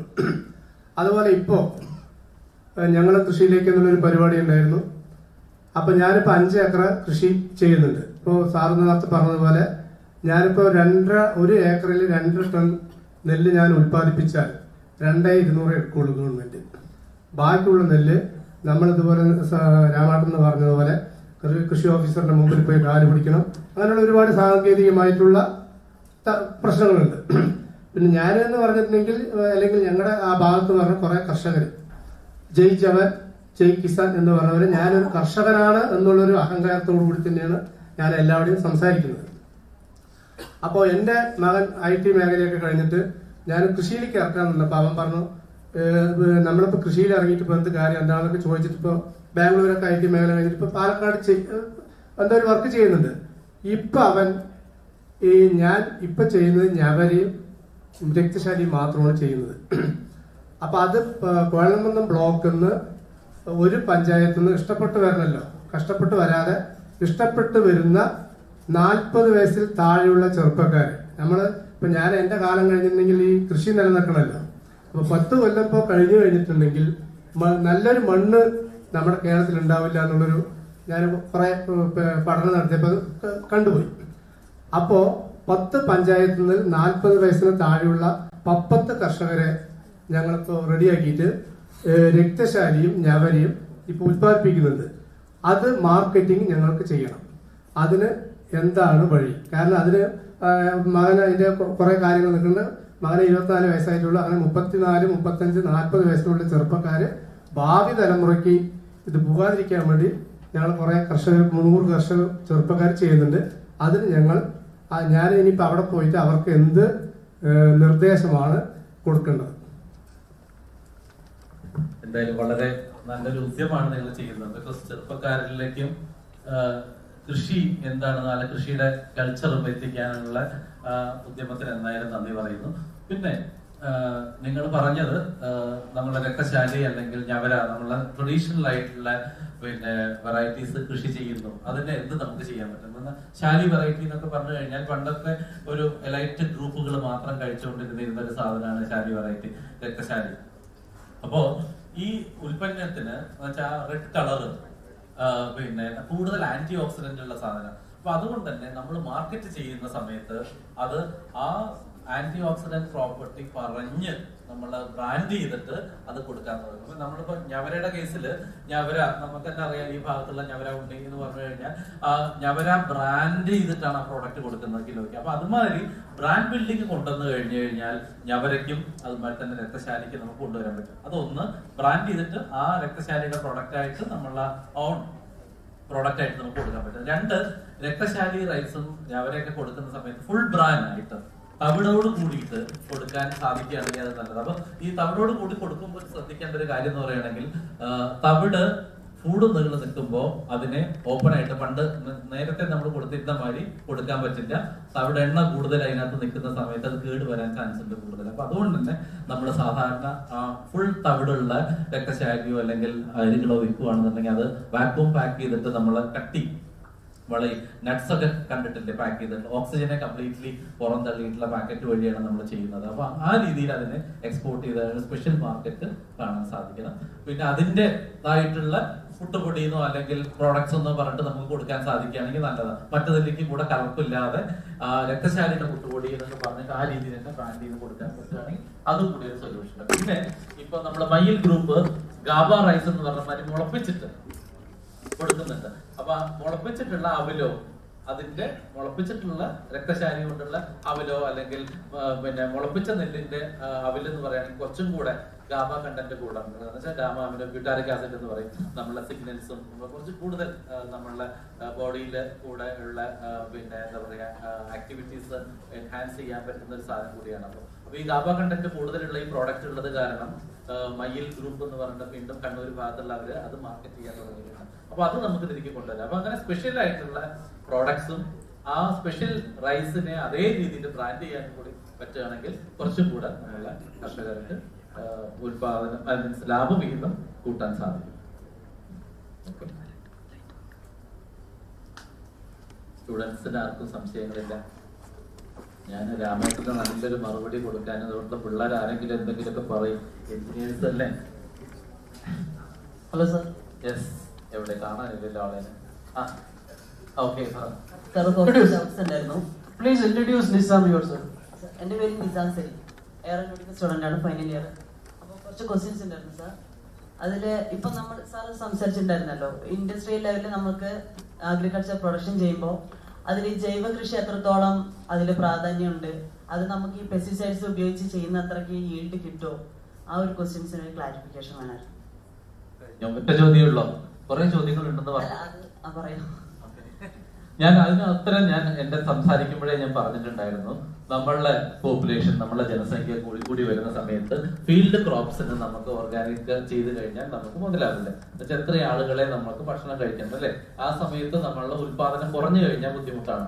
ഓർഗാനിക്കിലേക്ക് പോകുമ്പോൾ, നാച്ചുറലി ഓർഗാനിക്കിലേക്ക് പോകുമ്പോൾ ആദ്യം കുറച്ച് ഈൽഡ് കുറയും, മനസ്സിലായി. പിന്നെ സസ്റ്റൈനബിൾ ആയിട്ട് പോകുമ്പോൾ നമുക്കൊരു 6 വർഷമൊക്കെ കഴിഞ്ഞു കഴിഞ്ഞാൽ നമുക്ക് വീണ്ടും ഈൽഡ് നമുക്ക് കുറച്ചും കൂടെ കൂടി വരും. പക്ഷെ എന്നിരുന്നാലും ആ 6 വർഷം നമ്മൾ ശാസ്ത്രീയമായുള്ള കൃഷിയാണ് ചെയ്യുന്നത് വെച്ചിട്ടുണ്ടെങ്കിൽ അതിനനുസരിച്ചുള്ള ഇൻസെക്ടിസൈഡിന്റെ പെസ്റ്റിസൈഡിന്റെ മീൻസ് ഞാൻ പറഞ്ഞ ഇന്റഗ്രേറ്റഡ് ആയിട്ടുള്ള ന്യൂട്രിയൻ പെസ്റ്റ് മാനേജ്മെന്റ് പ്രൊഡക്ടിവിറ്റി അതിനേക്കാളും കൂടും. എന്നുവെച്ചാൽ ഇനി 6 വർഷം കഴിയുമ്പോഴേക്കുള്ള പോപ്പുലേഷനാണ് നമ്മൾ നോക്കേണ്ടത്. നമ്മൾ ഇതിനെ കൺവേർട്ട് ചെയ്തിട്ട് നമ്മൾ ഓർഗാനിക് ആയിട്ട് വരുന്ന സമയത്തേക്ക് ഈൽഡ് കൂടി വരുമ്പോഴേക്കും നമുക്ക് അതിനേക്കാളും പ്രൊഡക്ടിവിറ്റി വേണം, മനസ്സിലായോ? അപ്പൊ അത് കാരണം നമ്മൾ അന്ന് അതുകൊണ്ടാണ് ഫീൽഡ് ക്രോപ്പിന് പറ്റുക. ഈ ഫീൽഡ് ക്രോപ്പ് എന്ന് പറഞ്ഞാൽ ഉദ്ദേശിച്ചിട്ട് നെല്ല്, വീറ്റ്, ഇതെല്ലാം എന്ന് വെച്ചാൽ നമ്മൾ അതാണ് നമ്മുടെ മേജർ ഭക്ഷണം. അതിനകത്ത് ഈൽഡ് കോംപ്രമൈസ് ചെയ്യാൻ പറ്റില്ല. നേരെ മറിച്ച് നമ്മൾ സ്പൈസസ് നമ്മളിപ്പോ ഗാർണിഷ് ചെയ്യാൻ വേണ്ടിട്ട് നമ്മളിപ്പോ പിന്നെ എന്താ പറയാ സലാഡ്സ് ഒക്കെ ഉണ്ടാക്കി, അപ്പൊ അങ്ങനത്തെ പിന്നെ സ്പെഷ്യൽ ആയിട്ടുള്ള ഒരു വെജിറ്റബിൾസ് ഉണ്ട്, മനസ്സിലായോ? നമ്മൾ നേരിട്ട് കഴിക്കുന്നത് അതിനൊക്കെ നമുക്ക് ഇൻസെക്ടിസൈഡോ പെസ്റ്റിസൈഡോ ഒന്നും അടിക്കാതെ നമ്മളിപ്പോ സനുസാർ ഇസ്രായേൽ കൃഷി രീതിയൊക്കെ പറഞ്ഞിട്ടുണ്ടായിരുന്നു. അവിടത്തെയൊക്കെ നമ്മളെ കൺട്രോൾ പ്രൊട്ടക്റ്റഡ് കൾട്ടിവേഷനിൽ നമുക്ക് ഇൻസെക്ടിസൈഡോ പെസ്റ്റിസൈഡോ ഒന്നും അപ്ലൈ ചെയ്യാതെ ബയോ ബീസ് ഒക്കെ ഉപയോഗിച്ചിട്ടാണ് അവർ പണ്ട് മുതലേ അവർ കൃഷി ചെയ്യുന്നത്. അപ്പൊ അത് നമ്മുടെ ഇവിടെ നമുക്ക് അതുമാതിരി തന്നെ ചെയ്യാം, മനസ്സിലായോ? ശാസ്ത്രീയമായ മീൻസ് ഇൻസെക്ടിസൈഡോ പെസ്റ്റിസൈഡോ ഒന്നും അപ്ലൈ ചെയ്യാതെ നമുക്ക് ചെയ്യാൻ പറ്റും. അത് എങ്ങനെ? ഫീൽഡ് ക്രോപ്പിൽ പറ്റില്ല. ഫീൽഡ് ക്രോപ്പിൽ നമുക്ക് ഉത്പാദനം നമ്മൾ എത്രയും വളർന്നു വരുന്ന ജനസംഖ്യക്ക് ഭക്ഷണം കൊടുക്കേണ്ടതാണ്. അപ്പൊ അതുകൊണ്ട് തന്നെ അതിനകത്ത് കൺട്രോൾ ചെയ്യണം. പിന്നെ അപ്ലിക്കേഷൻ ഓഫ് നമ്മളിപ്പോ IoT റോബോട്ടിക്സ് ഒക്കെ ഈ മേഖലയിൽ ഞാൻ പറഞ്ഞു, എന്റെ 3 സ്റ്റാർട്ടപ്പ് ചെയ്യുന്നത് ഡ്രോൺ വെച്ചിട്ടാണ്. അപ്പൊ ഈ ഡ്രോൺ വെച്ചിട്ട് അവർ ചെയ്യുന്നത് വെച്ചാൽ ഈവൻ ചെമ്മീൻ കെട്ടിലെ ഫീഡിങ്ങിന് വേണ്ടിയിട്ട് വരെ ഡ്രോൺസ് ഉപയോഗിക്കുന്നുണ്ട്. ആ ചെമ്മീന്റെ കളർ ചേഞ്ചും ഇതെല്ലാം നോക്കിയിട്ട്. ഇതൊക്കെ കർഷകന്റെ പ്രശ്നം. ഇന്ന് അവൻ ചെമ്മീൻ കെട്ടിൽ കൊണ്ടുപോയിട്ട് ഫീഡ് ഇട്ട് കൊടുക്കാനുള്ള ബുദ്ധിമുട്ട് കണ്ടിട്ടാണ് ഈ എഞ്ചിനീയർ സ്റ്റുഡൻസ് അതിനുള്ള സൊല്യൂഷൻ കാണുന്നത്. അതുമായി തന്നെ ഇൻസെക്ടിസൈഡ് നമ്മളെ സ്പ്രേ ചെയ്യാൻ, മൈക്രോ ന്യൂട്രിയൻസ് സ്പ്രേ ചെയ്യാൻ, അല്ലെങ്കിൽ സ്പ്രേയർ വെച്ചിട്ട് പുറത്ത് വെച്ചിട്ട് നടന്ന് സ്പ്രേ ചെയ്യുന്ന ബുദ്ധിമുട്ട് ഒഴിവാക്കാൻ നമുക്ക് ഡ്രോൺ വെച്ചിട്ട് നമുക്ക് ഇതിൽ ചെയ്യാൻ പറ്റും. അപ്പൊ അത് മൈക്രോ ന്യൂട്രിയൻസ് സ്പ്രേ ചെയ്യാനാണ് നമ്മൾ ഇപ്പോൾ റെക്കമെൻഡ് ചെയ്തിട്ടുള്ളത്. അല്ലാതെ ഇൻസെക്ടിസൈഡ് പെസ്റ്റിസൈഡ് സ്പ്രേ ചെയ്യാനുള്ള പെർമിഷൻ നമുക്കായിട്ടില്ല. അതുപോലെ തന്നെ പ്ലാന്റേഷൻ ക്രോപ്സിൽ ടീ, കോഫി ആ ഏരിയയിലേക്ക് കൂടി നമ്മൾ യൂസ് ചെയ്യുന്നുണ്ട്. ഓക്കെ, ഞാൻ അടുത്ത ചോദ്യം സാർ. അപ്പോ ഇങ്ങനെ നമ്മ ഫ്യൂച്ചർക്ക് ഫുഡ്സ് ഉണ്ടാക്കണം എന്ന് പറഞ്ഞല്ലോ, അപ്പൊ അവിടെ ക്വാളിറ്റിക്കാണോ കൂടുതൽ ഇമ്പോർട്ടൻസ് കൊടുക്കേണ്ടത് ക്വാണ്ടിറ്റിക്കാണോ? നമ്മൾ ക്വാണ്ടിറ്റി കൂടുതൽ എടുത്തു കഴിഞ്ഞിട്ട് രണ്ടിനും വേണം. ക്വാളിറ്റി ഞാൻ പറഞ്ഞത് നമ്മളുടെ ഉൽപാദനം കൂട്ടുന്നതോടുകൂടി തന്നെ മീൻസ് അതിന്റെ ഗുണമേന്മയും കൂടി നോക്കണം എന്ന് പറഞ്ഞു. അപ്പൊ ആ ഗുണമേന്മ നോക്കാനുള്ള കാര്യമാണ് ഞാൻ പറഞ്ഞത്. നിലം ഉഴുന്നത് മുതൽ അതിനകത്തുള്ള വിത്ത് വിതയ്ക്കുന്നത് മുതൽ നമ്മളത് നോക്കണം, അതിന്റെ ഗുണമേന്മ. അതാണ് ഞാൻ നേരത്തെ പറഞ്ഞത്. ഇൻഡസ്ട്രിയിൽ എത്തിയിട്ട് മാത്രം ഗുണമേന്മ നോക്കിയാൽ പോലെ ഫീൽഡ് മുതൽ നോക്കണം. ഫീൽഡ് മുതൽ നോക്കിയാൽ നമുക്ക് പറ്റും. അതിനുള്ള മെഷേഴ്സ് ഉണ്ട്. നമ്മളൊക്കെ നേരത്തെ ഞാൻ പറഞ്ഞു ഗുഡ് അഗ്രികൾച്ചർ പ്രാക്ടീസസ് എന്ന് പറയുന്ന സംഗതി ഉണ്ടായിരുന്നു. ഗ്ലോബൽ ഗ്യാപ്പാണ് ഇപ്പൊ നമ്മൾ യൂസ് ചെയ്യുന്നത്. ഗ്ലോബലി ആക്സെപ്റ്റഡ് ആയിട്ടുള്ള സ്റ്റാൻഡേർഡ്സ് ഉണ്ട്. അപ്പൊ അതിനകത്ത് വെറുതെ എന്താ പറയാ, നല്ല വെള്ളം, നല്ല വിത്ത്, നല്ല മണ്ണ് എന്നുള്ള മാത്രമല്ല, സേഫ് ആയിട്ടുള്ള insecticide, pest management, disease management ചെയ്യണം. അത് മാത്രമല്ല ഉള്ളൂ. അതിനകത്ത് വർക്ക് ചെയ്യുന്ന കർഷകർക്ക് കൃത്യമായിട്ടുള്ള വേതനം കൊടുക്കണം. അവർക്ക് ഒരു അസുഖം ഉണ്ടെങ്കിൽ അതിനുള്ള കോമ്പൻസേഷൻ കൊടുക്കണം എന്നുള്ള കാര്യങ്ങൾ മുഴുവൻ പറയുന്നതാണ് ഗ്ലോബൽ ഗ്യാപ്പ് എന്ന് പറയുന്നത്. അല്ലാതെ വെറുതെ നല്ല വെള്ളം, നല്ല വിത്ത്, നല്ല വളം എന്നുള്ളത് മാത്രമല്ല, അത് എങ്ങനെ, എത്ര വർക്കേഴ്സ് വേണം, ഒരു ഏക്കർ ആണെങ്കിൽ, ഒരു ഹെക്ടർ ആണെങ്കിൽ ഇത്ര വർക്കേഴ്സ് വേണം, അവരെ സൂപ്പർവൈസ് ചെയ്യാൻ എത്ര ആളുകൾ വേണം, മനസ്സിലായോ? അത് മുഴുവൻ പ്രതിപാദിക്കുന്നതാണ്. അപ്പൊ അതുമായിട്ട് നമുക്കൊരു അസുഖം വന്നു, ആ അസുഖം വന്നിട്ടുണ്ടെങ്കിൽ ഇപ്പൊ നമ്മൾ എന്താ ചെയ്യാ? അവൻ ജോലിക്ക് പോയിട്ടില്ലെങ്കിൽ ആ വീട്ടിൽ പട്ടിണിയാണ് അല്ലെ? അപ്പൊ എന്താ ചെയ്യേണ്ടത്? അവരവിടെ വരാതിരുന്ന വെച്ചാൽ ആ അസുഖം പരക്കുന്ന ഒരു അസുഖമാണെങ്കിൽ അവർ ആ അസുഖം വന്നിട്ട് ഇപ്പൊ ഒരു ഫ്രൂട്ട് ആണെന്നുണ്ടെങ്കിൽ അത് കട്ട് ചെയ്യാനോ പ്ലക്ക് ചെയ്യാനോ അവർ ഉപയോഗിച്ചിട്ടുണ്ടെങ്കിൽ ആ ഫ്രൂട്ട് വേവിക്കാതെയാണ് പഴം പച്ചക്കറി നമ്മൾ കഴിക്കുക അല്ലെ? അപ്പൊ അവർക്ക് ഒരു അസുഖം ഉണ്ടെങ്കിൽ ആ അസുഖം ഫ്രൂട്ടിന്റെ മുകളിലുള്ള ആ മൈക്രോ ഓർഗാനിസം അത് അങ്ങനെ അത് കഴിക്കുന്ന കുട്ടിയിലേക്കോ അല്ലെങ്കിൽ മുതിർന്ന ആളുകളിലേക്കോ വരികയാണ്. അപ്പൊ നമ്മൾ എന്താ ചെയ്യേണ്ടത്? അതിനുള്ള കോമ്പൻസേഷൻ കൊടുക്കണം. അന്ന് അവന് ഫീൽഡിലേക്ക് ഇറങ്ങിയിട്ടില്ലെങ്കിലും അവന് ശമ്പളം കൊടുക്കണം. ഇതെല്ലാം പ്രതിപാദിക്കുന്നതാണ് ഗ്ലോബൽ ഗ്യാപ്പ് എന്ന് പറയുന്നത്. അപ്പൊ ഇത് നമ്മളുടെ നാട്ടില് പ്രാവർത്തികമാക്കി കഴിഞ്ഞാൽ മാത്രമാണ് നമുക്ക് ഗുണമേന്മ ആദ്യം പോലെ സംരക്ഷിക്കേണ്ടത്. GMO ഫുഡ്സിനെ പറ്റിയിട്ട് ഒന്ന് പറഞ്ഞു. GM ഫുഡ്സിനെ പറ്റിയിട്ട് നമ്മളുടെ ഗവൺമെന്റിന്റെ ഒരു സ്റ്റാൻഡേർഡ്, അതാണ് എനിക്ക് പറയാൻ പറ്റുള്ളൂ. ഓക്കെ, GM ഫുഡ്സ് നമ്മളിപ്പോ ഭക്ഷണം കഴിക്കുന്നതിനകത്ത് GM ഫുഡ്സ് നമ്മൾ ഇതുവരെ നമ്മള് ഇന്ത്യ നമ്മള് സ്റ്റാൻഡ് എടുത്തിട്ടുണ്ട്. അത് നമ്മൾ മാത്രമല്ല, യൂറോപ്പും ഒക്കെ GM ഫുഡ്സിനെ അവർ ബാൻഡ് ആണ്. പക്ഷെ നമ്മൾ നോൺ ഫുഡ്സിൽ നമ്മൾ കൊണ്ടുവന്നത്, ഇപ്പൊ കോട്ടണില് നമ്മൾ കൊണ്ടുവന്നത് നമ്മൾ കഴിക്കുന്നില്ല. എന്നുവെച്ചാൽ ഇത് ശാസ്ത്രീയമായിട്ട് നോക്കുകയാണെന്നുണ്ടെങ്കിൽ ഇപ്പൊ US-ലും പിന്നെ ഓസ്ട്രേലിയയിലും വെസ്റ്റേൺ വേൾഡിലും എല്ലാം നമ്മൾ GM ക്രോപ്പ് യൂസ് ചെയ്യുന്നുണ്ട്. അവർ അങ്ങനെ തന്നെയാണ് GM കോണും പിന്നെ റൈസും വീറ്റും എല്ലാം ഉണ്ടാക്കുന്നത്. പക്ഷെ നമ്മൾ അത് തുടങ്ങിയിട്ടില്ല. അതെന്താന്ന് വെച്ചാൽ നമുക്ക് അറിയില്ല. നമ്മൾ ഇന്ന് ചെയ്യുന്ന ഈ ഒരു കാര്യം ശാസ്ത്രീയമായിട്ട് നോക്കുകയാണെങ്കിൽ ശരിയായിരിക്കാം, പക്ഷേ അത് മ്യൂട്ടേഷൻ സംഭവിച്ചിട്ട് ഇത് നമ്മൾ വേറെ എന്തെങ്കിലും ആയി മാറും ഫ്യൂച്ചറിൽ എന്ന് അറിയാത്തത് കൊണ്ടാണ്, അതിനൊരു കോൺക്രീറ്റ് ഐഡിയ ഇല്ലാത്തത് കൊണ്ടാണ് നമ്മളിപ്പോ അതിലേക്ക് പോവാത്തത് ലാർജ് സ്കെയിലില്. പക്ഷെ അത് ശാസ്ത്രീയമായിട്ട് ശരിയാണെന്ന് ചോദിച്ചാൽ GM ഫുഡ് നമ്മൾ കുറെ കഴിച്ചിട്ടുണ്ട്. ഇപ്പോഴത്തെ ഞാൻ US-ലുണ്ടായിരുന്നു, യൂറോപ്പിലുണ്ടായിരുന്നു, ഇസ്രായേലിലുണ്ടായിരുന്നു. അപ്പൊ ഇതെല്ലാം നമ്മൾ കഴിച്ചിട്ടുണ്ടാവും. പക്ഷെ നമ്മുടെ രാജ്യത്തിന്റെ സ്റ്റാൻഡ് എന്ന് പറയുകയാണെങ്കിൽ അത് GM ഫുഡ് മേഖലയിലേക്ക് വരണ്ട എന്നുള്ളതാണ്. അത് കാരണം നമുക്കൊരു മ്യൂട്ടേഷൻ ഇതൊന്നും ഇല്ലാതെ തന്നെ മനുഷ്യരിൽ മ്യൂട്ടേഷൻ സംഭവിച്ചുകൊണ്ടിരിക്കുന്നുണ്ട്. പക്ഷെ എന്നിരുന്നാലും നമ്മൾ അതിനെ കളിയാക്കല്ല, നമ്മളുടെ രാജ്യത്തിന്റെ പോളിസിയുടെ കൂടെ നിൽക്കാനാണ് ഒരു ഗവൺമെന്റ് ഉദ്യോഗസ്ഥൻ എന്നുള്ള നിലയ്ക്ക് എനിക്ക് സാധിക്കുന്നത്. പിന്നെ ഫുഡ് പ്രോഡക്ട്സിന് ഈ പാറ്റേൺസ് ഫയൽ ചെയ്യുന്നത് ശരിക്കും നല്ലതാണോ, അതോ ഒരു എത്തിക്സ് വെച്ച് നോക്കുമ്പോൾ? അതില് ഒന്നുമില്ല. നമ്മൾ എത്തിക്സ് വെക്കുന്ന എത്തിക്സ് ഡിഫറെന്റ് എത്തിക്സ് ആണ്. പേറ്റന്റ് കൊടുക്കുന്നതിന്റെ എത്തിക്സ് തന്നെയാണ്, അതല്ലാന്ന് ഞാൻ പറയുന്നില്ല. പക്ഷേ ഏത് വേണം എന്നുള്ളതാണ്. നമ്മള് ഒരു വികസന രാജ്യം എന്നുള്ള നിലയ്ക്ക് വികസിത രാജ്യമല്ല നമ്മളുടെ. അപ്പൊ അതുകൊണ്ട് തന്നെ എന്തെങ്കിലും ഒരു നൂതനമായിട്ടുള്ള ആശയം ഉണ്ടായിട്ടുണ്ടെങ്കിൽ എത്രയും പെട്ടെന്ന് അത് കർഷകരിലേക്കും എത്രയും പെട്ടെന്ന് അതിന്റെ ഏറ്റവും താഴെത്തട്ടിലുള്ള സംരംഭകരിലേക്ക് എത്തിക്കണം എന്നാണ് എന്റെ ആഗ്രഹം. ഓക്കെ, അതുകൊണ്ട് തന്നെ അഗ്രി ബിസിനസ് ഇൻക്യുബേറ്ററിൽ ഇതേവരെ ഏകദേശം 42ഓളം സാങ്കേതിക വിദ്യകൾ നമ്മൾ ഡെവലപ്പ് ചെയ്തിട്ടുണ്ടെങ്കിലും ഇതുവരെയും ഞങ്ങൾ പേറ്റന്റിലേക്ക് ഒന്നും പോയിട്ടില്ല. എന്താന്ന് വെച്ചാൽ എനിക്ക് കിട്ടുന്ന പിന്നെ എന്താ പറയാ ഫണ്ട് എന്ന് പറയുകയാണെങ്കിൽ ഗവൺമെന്റ് ഫണ്ട് ആയത് കാരണം കൂടുതൽ ഞാൻ ആ മേഖലയിലേക്ക് ഒന്നും കൊടുത്തിട്ടില്ല. പക്ഷെ പലപ്പോഴും പേറ്റന്റിലേക്ക് പോവുകയാണെന്നുണ്ടെങ്കിൽ എന്താ പ്രശ്നം എന്ന് വെച്ച് കഴിഞ്ഞാൽ ആ സാങ്കേതിക വിദ്യ കർഷകരിലേക്കോ അല്ലെങ്കിൽ ആക്ച്വൽ ആളുകളിലേക്ക് എത്താൻ കുറച്ച് ടൈം എടുക്കും. മാത്രമല്ല അവർക്കെല്ലാം അതിനുള്ള കോസ്റ്റും കൂടി ഇൻവോൾവ് ആണ്. അപ്പൊ ഇതെല്ലാം പക്ഷേ നമ്മൾ ഇന്ന് ഒരു മത്സര ബുദ്ധിയാണ് അല്ലെ, രാജ്യങ്ങൾ മുഴുവൻ മത്സരിക്കുകയാണ്. ഇത് എന്റെ തട്ടകം, ഇത് എന്റെ ബൗണ്ടറി അല്ലെ. വീടുകൾക്ക് മതിലുകളുമായി തന്നെ രാജ്യങ്ങളുടെ മതിലുകൾ, അതുമായി തന്നെ പേറ്റന്റുകൾക്കും ടെക്നോളജികൾക്കും മതിലുകൾ.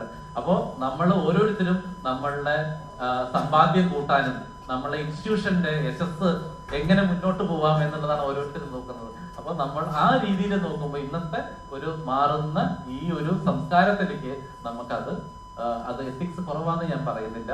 അത് നമ്മളെ മാറുന്ന മുഖത്തിനനുസരിച്ച്, നമ്മളെ മാറുന്ന ലൈഫിന്റെ സ്റ്റൈലിനനുസരിച്ച് നമ്മൾ മുന്നോട്ട് പോകണം. അതുകൊണ്ട് പേറ്റന്റ് എടുക്കുകയാണ്. ഇപ്പോഴത്തെ കുട്ടികളുടെ താല്പര്യങ്ങളും ഇപ്പോഴത്തെ ഈ മത്സരത്തിന്റെ കാലത്ത് ഈ ഒരു കോമ്പറ്റീഷൻ വേൾഡില് നമ്മൾ IP-ക്ക് പോകണം എന്ന് തന്നെയാണ് ഞാൻ പറയുന്നത്.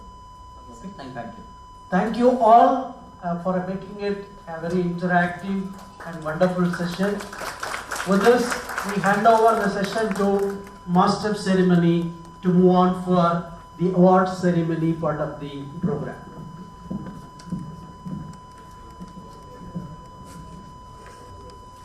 അടുത്തതായി Nehru group of educational and charitable trust സ്ഥാപകൻ ശ്രീ P.K. ദാസ് സാറിന്റെ സ്മരണാർത്ഥം പാലക്കാട്, തൃശൂർ, മലപ്പുറം ജില്ലകളിലെ തദ്ദേശ സ്ഥാപനങ്ങളിൽ നിന്നും നാമനിർദ്ദേശം ചെയ്യപ്പെട്ട കർഷകർക്ക് 2021-22 വർഷത്തെ മികച്ച കർഷകനുള്ള കർഷക രത്ന പുരസ്കാരം നൽകി ആദരിക്കുന്ന ചടങ്ങാണ്.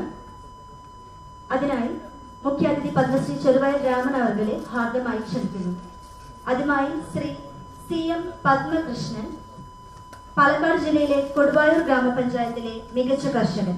കർഷക കുടുംബത്തിലെ അംഗവും DKC ഗ്രൂപ്പിന്റെ HR-ഉമായിരുന്ന ഇദ്ദേഹം ജോലി രാജിവെച്ച് 10 വർഷത്തോളമായി കൃഷി ചെയ്തു വരുന്നു.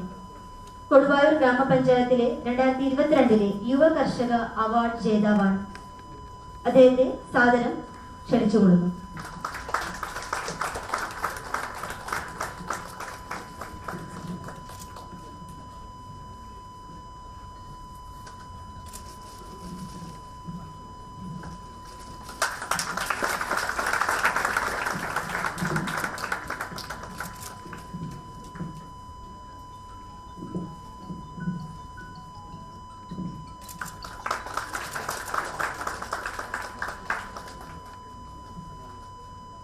അടുത്തത് ശ്രീ ഇബ്രാഹിം TK, തൃശൂർ ജില്ലയിലെ പൊന്നേറക്കുളം ഗ്രാമപഞ്ചായത്തിലെ കർഷകൻ.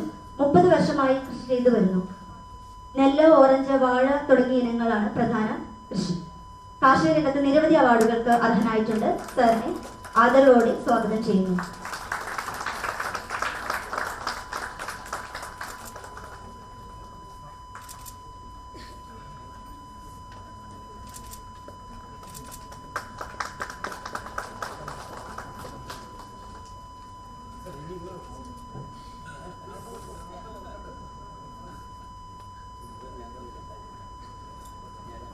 ശ്രീ അനന്തകൃഷ്ണൻ BV, പാലക്കാട് ജില്ലയിലെ പട്ടഞ്ചേരി ഗ്രാമപഞ്ചായത്തിലെ അഭിമാനമായ കർഷകൻ. കാർഷിക രംഗത്ത് 40 വർഷത്തോളമുള്ള പ്രവർത്തന പരിചയം. ജൈവ കൃഷിയിൽ സജീവനായ ഇദ്ദേഹം നെല്ല്, ഔഷധ സസ്യങ്ങൾ തുടങ്ങിയവ കൃഷി ചെയ്തു വരുന്നു. 2020-21 വർഷങ്ങളിൽ കൃഷിഭവന്റെ മികച്ച കർഷകനുള്ള ബഹുമതി നേടി. ശ്രീ അനന്തകൃഷ്ണൻ അവരെ സ്നേഹാദരങ്ങളോടെ ക്ഷണിക്കുന്നു.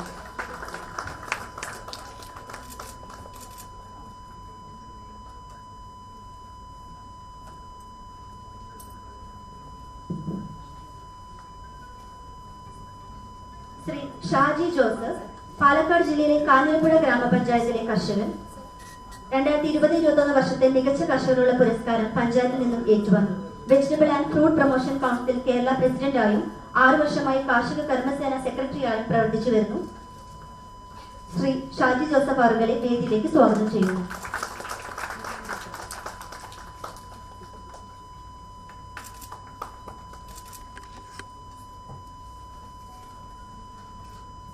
ശ്രീ വിനോദ് കുമാർ, പാലക്കാട് ജില്ലയിലെ കൊപ്പം ഗ്രാമപഞ്ചായത്തിലെ മികച്ച കർഷകൻ.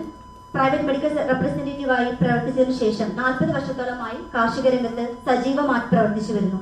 പഞ്ചായത്തിന്റെ ഏറ്റവും നല്ല സമ്മിശ്ര കർഷകനുള്ള ബഹുമതി, പട്ടാമ്പി ബ്ലോക്ക് പഞ്ചായത്തിന്റെ ജൈവ കർഷക അവാർഡ് എന്നിവയ്ക്ക് അർഹനായി. അദ്ദേഹത്തെ പുരസ്കാരം ഏറ്റുവാങ്ങുന്നതിനായി ക്ഷണിച്ചുകൊള്ളുന്നു.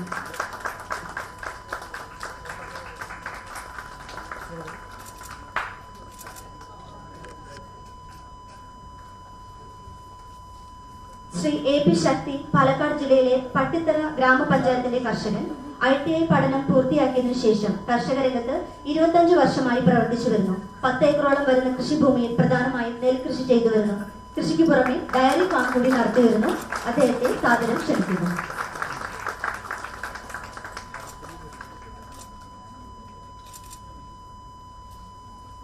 ശ്രീ കെ രാമൻകുട്ടി പാലക്കാട് ജില്ലയിലെ കുലുക്കല്ലൂർ ഗ്രാമപഞ്ചായത്തിന്റെ അഭിമാനമായ കർഷകൻ. 2009 വരെയുള്ള പ്രവാസി ജീവിതത്തിന് ശേഷം കാർഷിക രംഗത്ത് 10 വർഷത്തിലേറെയായി പ്രവർത്തിച്ചു വരുന്നു. മികച്ച കർഷകനുള്ള കൃഷിഭവന്റെ ബഹുമതിക്ക് അർഹനായി. അദ്ദേഹത്തെ പുരസ്കാരം സ്വീകരിക്കുന്നതിനായി വേദിയിലേക്ക് സ്വാഗതം ചെയ്യുന്നു.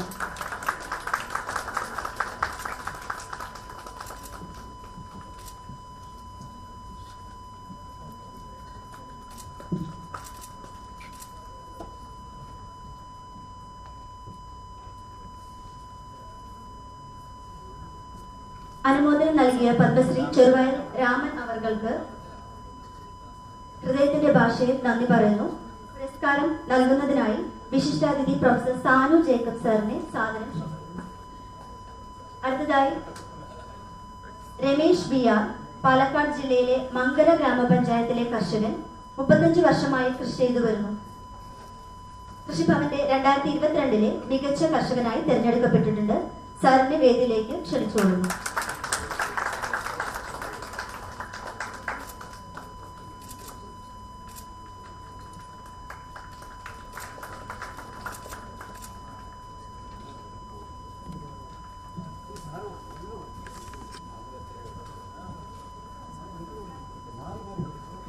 ശ്രീ TC കേശവൻകുട്ടി പാലക്കാട് ജില്ലയിലെ വണ്ടാടി ഗ്രാമപഞ്ചായത്തിന്റെ മികച്ച കർഷകൻ.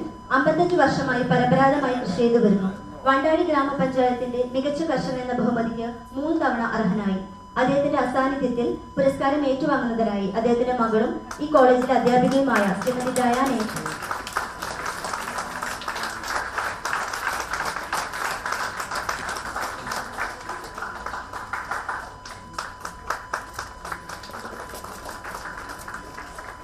ശ്രീ രമണൻ പാലക്കാട് ജില്ലയിലെ കൊടുമ്പ് ഗ്രാമപഞ്ചായത്തിലെ കർഷകൻ. 30 വർഷമായി കാർഷിക രംഗത്ത് സജീവമായി പ്രവർത്തിച്ചു വരുന്നു.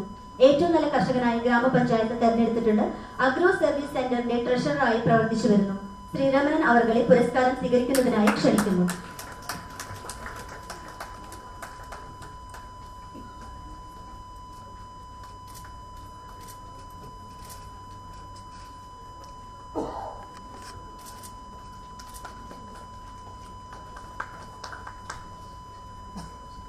ശ്രീ സുദീപ് PA പാലക്കാട് ജില്ലയിലെ അമ്പലപ്പാറ ഗ്രാമപഞ്ചായത്തിലെ കർഷകൻ. തിരുവനന്തപുരത്ത് IT മേഖലയിൽ ജോലി ചെയ്തിരുന്ന ഇദ്ദേഹം 13 വർഷം മുൻപ് ജോലി ഉപേക്ഷിച്ച് കൃഷിയിലേക്ക് ഇറങ്ങി.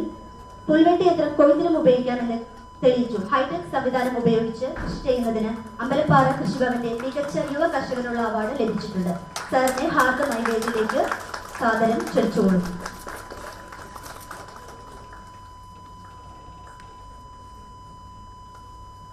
ശ്രീ രഘു M പാലക്കാട് ജില്ലയിലെ മാത്തൂർ ഗ്രാമപഞ്ചായത്തിലെ കർഷകൻ. 35 വർഷത്തെ പ്രവർത്തന പാരമ്പര്യം. നെല്ലിന്റെ വിവിധ ഇനങ്ങളായ രക്തശാലി, നവര തുടങ്ങിയവ കൃഷി ചെയ്തു വരുന്നു. 2018 പഞ്ചായത്തിന്റെ ഏറ്റവും നല്ല കർഷകനായി തെരഞ്ഞെടുക്കപ്പെട്ടു. കൂടാതെ ഹയർ സെക്കൻഡറി വിദ്യാർത്ഥികൾക്ക് ജൈവ കൃഷിയുടെ പ്രാധാന്യത്തെക്കുറിച്ച് ബോധവൽക്കരണ ക്ലാസുകൾ നടത്തിയിരുന്നു. സാറിന് വേദിയിലേക്ക് ക്ഷണിക്കുന്നു.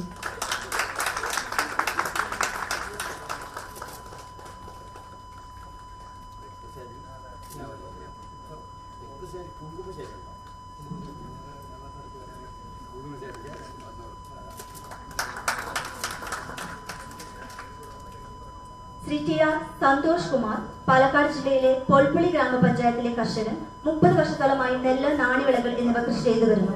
യോഗ അധ്യാപകനായും പൊൽപ്പുളി സർവീസ് സഹകരണ ബാങ്ക് പ്രസിഡന്റായും പ്രവർത്തിച്ചു. പ്രകൃതി കൃഷിക്ക് പ്രാധാന്യം നൽകുന്ന അദ്ദേഹം ബോധവൽക്കരണ ക്ലാസുകൾ സംഘടിപ്പിക്കാറുണ്ട്. സാറിനെ സഹർഷം വേദിയിലേക്ക് ക്ഷണിക്കുന്നു.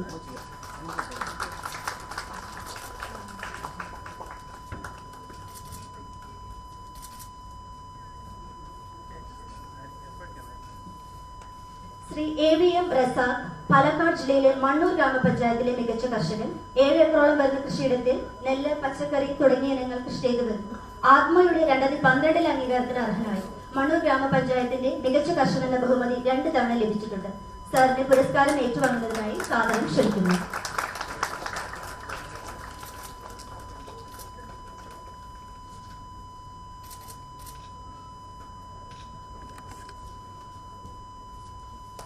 ശ്രീ മധുസൂദനൻ എം, പാലക്കാട് ജില്ലയിലെ കാവശ്ശേരി പഞ്ചായത്തിലെ മികച്ച കർഷകൻ. കാർഷിക രംഗത്ത് 18 വർഷത്തെ പ്രവർത്തന പരിചയം. കാവശ്ശേരി പഞ്ചായത്തിന്റെ മികച്ച കർഷകൻ എന്ന ബഹുമതി കരസ്ഥമാക്കിയിട്ടുണ്ട്. ശ്രീ മധുസൂദനൻ അവർകളെ വേദിയിലേക്ക് ക്ഷണിക്കുന്നു.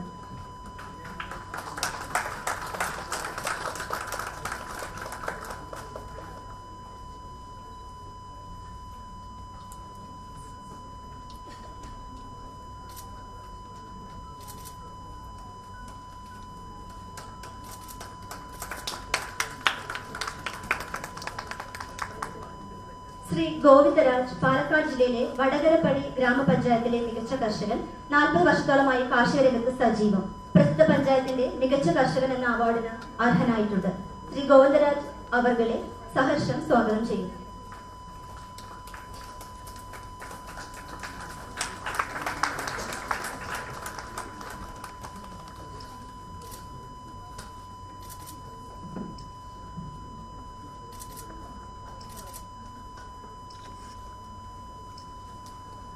ശ്രീ സി ഹരിദാസ്, പാലക്കാട് ജില്ലയിലെ ലക്കിടി പേരൂർ ഗ്രാമപഞ്ചായത്തിന്റെ മികച്ച കർഷകൻ. 35 വർഷത്തെ പ്രവർത്തന പാരമ്പര്യം. പ്രസ്തുത പഞ്ചായത്തിന്റെ മികച്ച കർഷകൻ, ഒറ്റപ്പാലം ബ്ലോക്ക് പഞ്ചായത്തിന്റെ മികച്ച കർഷകൻ എന്നീ ബഹുമതികൾ കരസ്ഥമാക്കി. അദ്ദേഹത്തെ സാദരം വേദിയിലേക്ക് ക്ഷണിക്കുന്നു.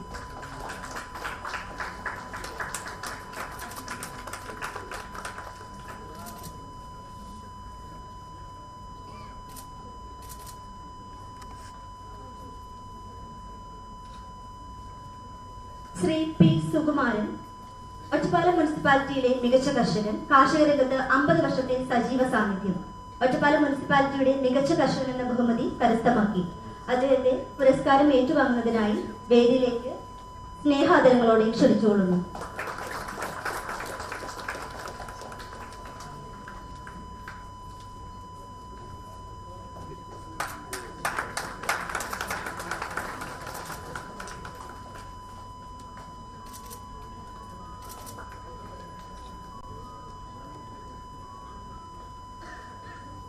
ശ്രീ പി എസ് സുബ്രഹ്മണ്യൻ, തൃശൂർ ജില്ലയിലെ ഏങ്ങണ്ടിയൂർ ഗ്രാമപഞ്ചായത്തിലെ കർഷകൻ. 20-ാം വയസ്സ് മുതൽ കാർഷിക രംഗത്ത് സജീവം. 40 വർഷമായി കൃഷി ചെയ്തു വരുന്നു. പഞ്ചായത്തിന്റെ മികച്ച കർഷകൻ എന്ന ബഹുമതിക്ക് അർഹനായിട്ടുണ്ട്. അദ്ദേഹത്തെ വേദിയിലേക്ക് ക്ഷണിച്ചുകൊള്ളുന്നു.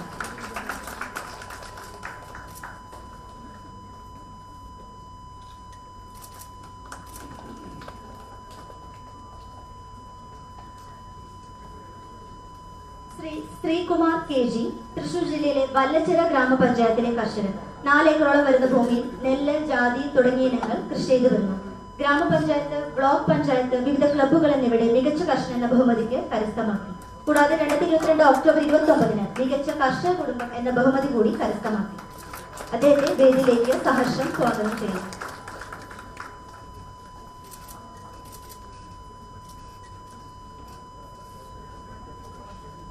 ശ്രീ ബബീഷ് സി എം, തൃശൂർ ജില്ലയിലെ കൊടകര ഗ്രാമപഞ്ചായത്തിന്റെ അഭിമാനമായ കർഷകൻ. കഴിഞ്ഞ 25 വർഷമായി നെല്ല്, ജാതി, പച്ചക്കറികൾ എന്നിവ പരമ്പരാഗതമായി കൃഷി ചെയ്തു വരുന്നു. അദ്ദേഹത്തെ പുരസ്കാരം സ്വീകരിക്കുന്നതിനായി വേദിയിലേക്ക് ക്ഷണിക്കുന്നു.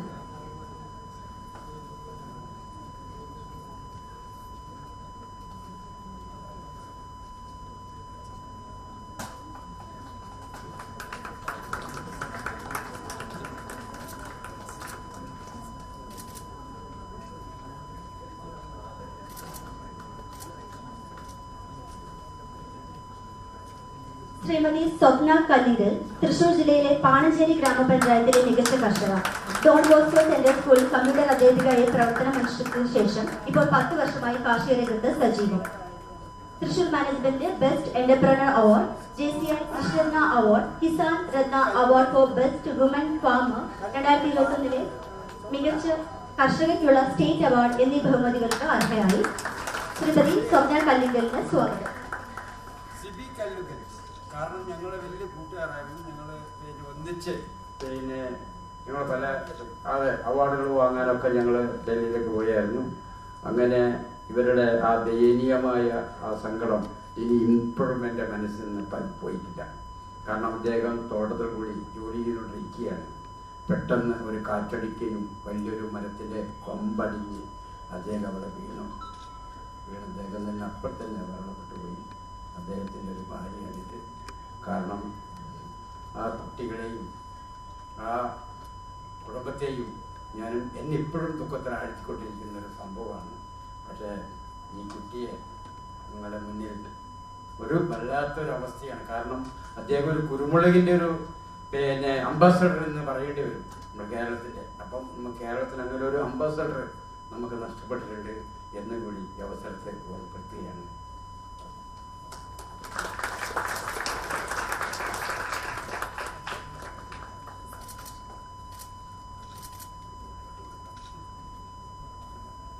ശ്രീ NS ജെയിംസ്, തൃശൂർ ജില്ലയിലെ പാഞ്ഞാൾ ഗ്രാമപഞ്ചായത്തിലെ മികച്ച കർഷകൻ, കാർഷിക രംഗത്ത് 25 വർഷത്തെ പ്രവർത്തന പരിചയം, നെല്ല്, പച്ചക്കറി, നാണ്യവിളകൾ എന്നിവ കൃഷി ചെയ്തു വരുന്നു. അദ്ദേഹത്തെ സാദരം ക്ഷണിച്ചുകൊള്ളുന്നു.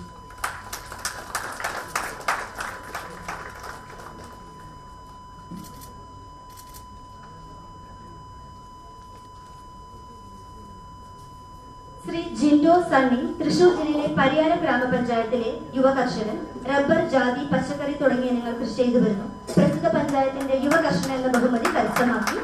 അദ്ദേഹത്തിന് സാദരം സ്വാഗതം.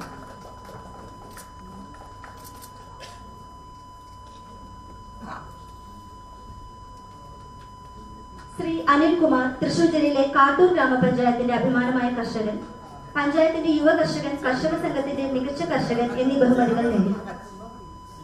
ശ്രീ അനിൽകുമാർ സാറിനെ പുരസ്കാരം സ്വീകരിക്കുന്നതിനായി ക്ഷണിച്ചുകൊള്ളുന്നു.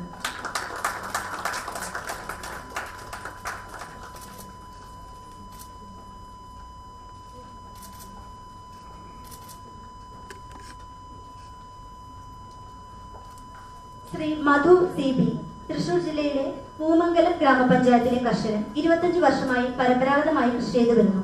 2018 മിത്രഭാരതി ക്ഷീര കർഷകൻ അവാർഡ്, മികച്ച കർഷകൻ അവാർഡ് തുടങ്ങിയ ബഹുമതികൾക്ക് അർഹനായി. ശ്രീ മധു അവർകളെ അനുമോദനം ഏറ്റുവാങ്ങുന്നതിനായി ക്ഷണിക്കുന്നു.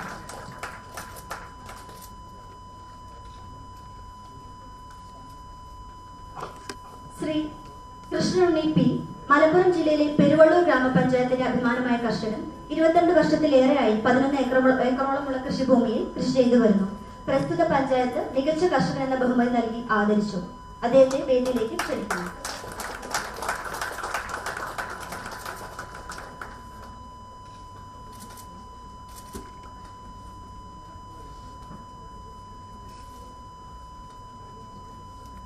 ശ്രീ K മനോഹരൻ, മലപ്പുറം ജില്ലയിലെ എടപ്പാൾ ഗ്രാമപഞ്ചായത്തിലെ കർഷകൻ,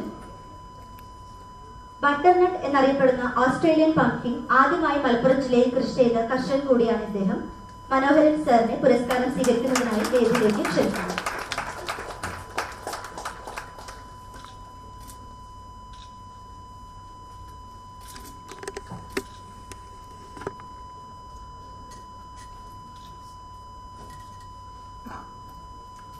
ശ്രീ അബ്ദുറഹ്മാൻ, മലപ്പുറം ജില്ലയിലെ മങ്കട ഗ്രാമപഞ്ചായത്തിലെ മികച്ച കർഷകൻ, കാർഷിക രംഗത്ത് 22 വർഷത്തോളം ഉള്ള പ്രവർത്തന പാരമ്പര്യം, മങ്കട പഞ്ചായത്തിന്റെ മികച്ച കർഷകൻ എന്ന പുരസ്കാരത്തിന് അർഹനായി.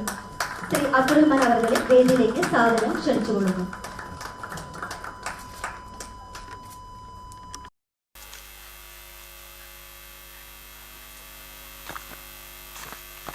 പുരസ്കാരം നൽകിയ എല്ലാ വിശിഷ്ടാതിഥികൾക്കും ഹൃദയത്തിന്റെ ഭാഷയിൽ നന്ദി പറഞ്ഞു.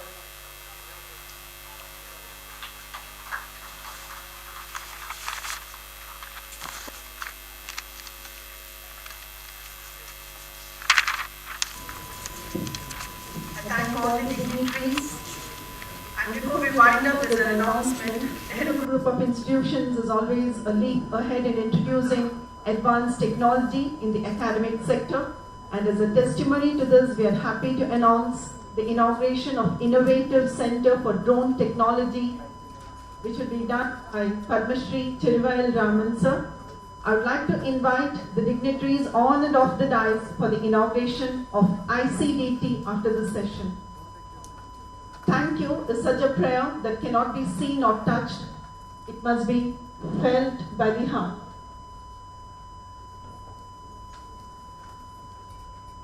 I would like to thank all the distinguished guests who blessed us with their presence and made the event a memorable one. I, on behalf of the organizing committee, convey deep regards and hearty thanks to our Honorable Chairman and Managing Trustee, Advocate E. Krishnadas, for all the support rendered. Words are not enough to express the gratitude to Padma Shri Cheruvayal Raman for gracing this august occasion and for his valuable insights. Thank you for being here, sir. I offer my sincere thanks to Dr. Sanu Jacob, Director, National Food Laboratory, and Professor Dr. K.P. Sudhi, Head of the Department of Agricultural Engineering at Raftar Agribases Incubator, Kerala Agricultural University, for participating in the panel discussion and coming up with novel and innovative ideas to be implemented in the agriculture sector. Dr. Gunashekharan, Principal JCET, and Dr. Sudhir Marar, HOD, MCA, NCRC, made the sessions live and fruitful by being the moderators of the session. I express my sincere gratitude to them for making the event a successful one. I thank all the principals of sister institutions, P.K. Das, Karshaka Ratna awardees, the family members of the awardees, advisor, the heads of the institutions, HODs, professors, the organizing committee, faculty members, non-teaching staff, the administrative staff, students, media, and everyone present here for making this event a grand success. Thank you for joining us today. We celebrate our farmers and their essential role in our society. Let us continue to support and appreciate their work, ensuring a bright and sustainable future for generations to come. I request everyone to rise for the national anthem.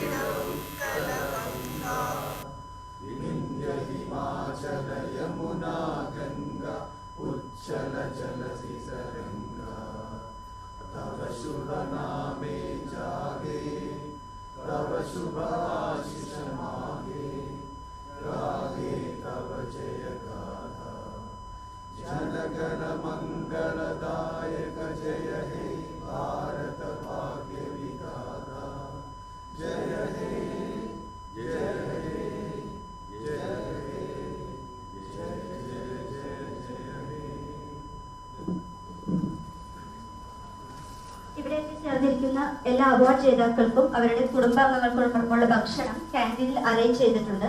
ക്യാൻറ്റീനിലേക്ക് പോകുന്നതിനായി ground ഫ്ലോറിൽ bus തയ്യാറായി നിൽക്കുന്നുണ്ട്. ഏവരും ഭക്ഷണം കഴിക്കുന്നതിനായി ക്യാൻറ്റീനിലേക്ക് പോകണമെന്ന് വിനീതമായി അഭ്യർത്ഥിക്കുന്നു.